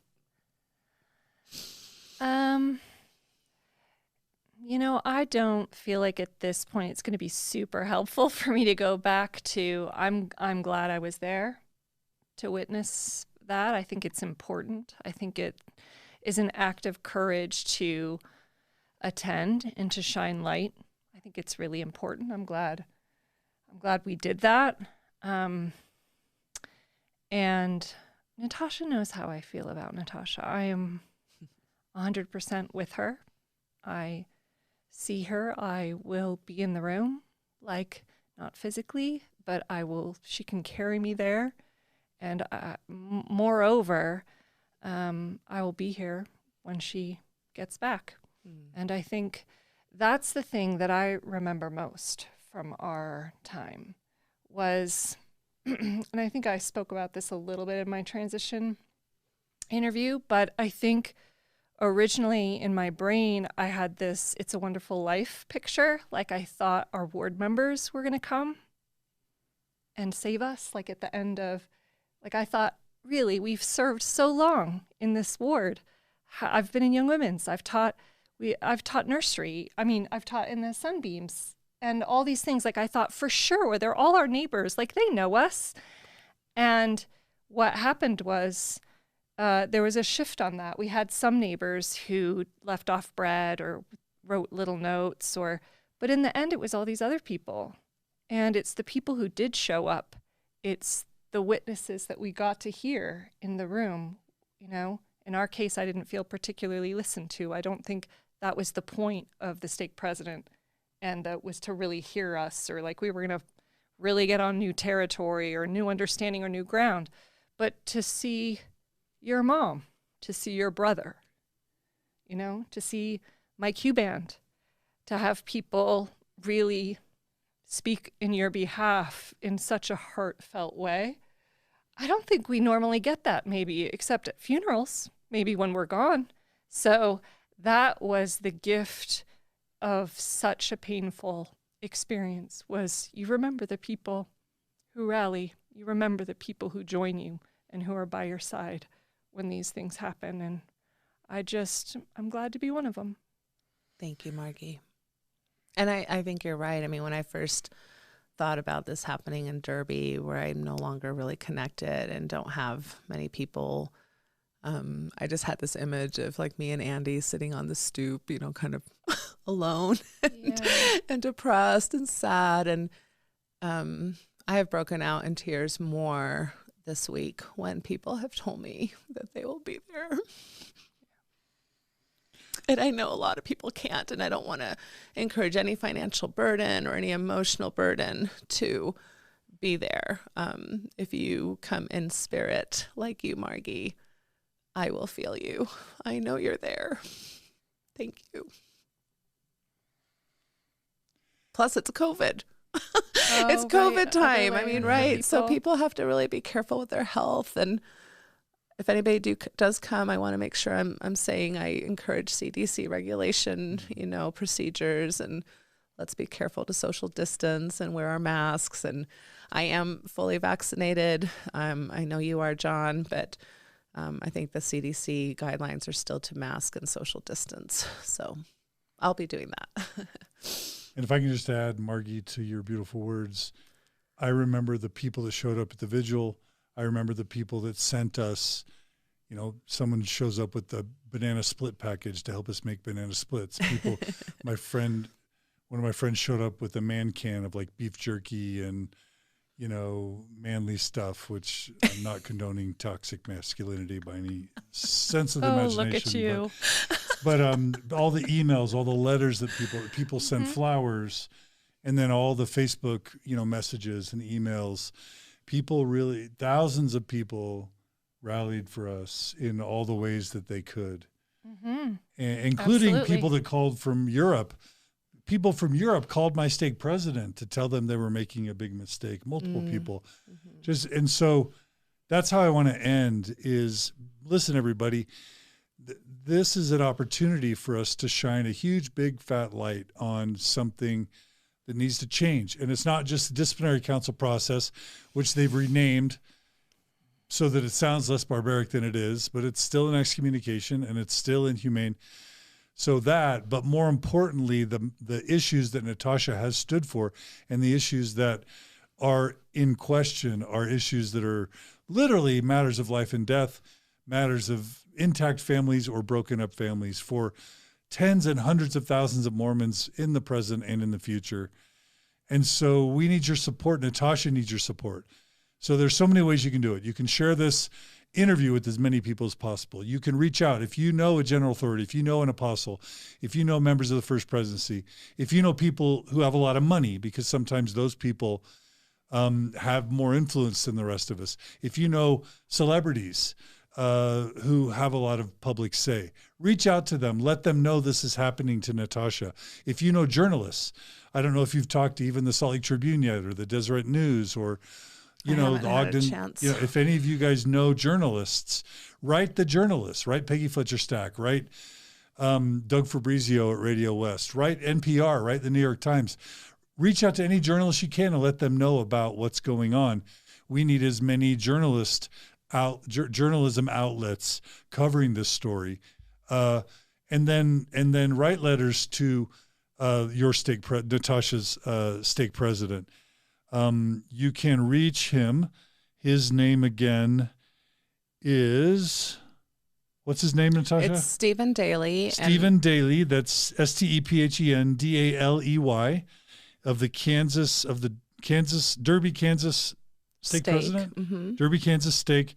His email is Stephen, STEVE.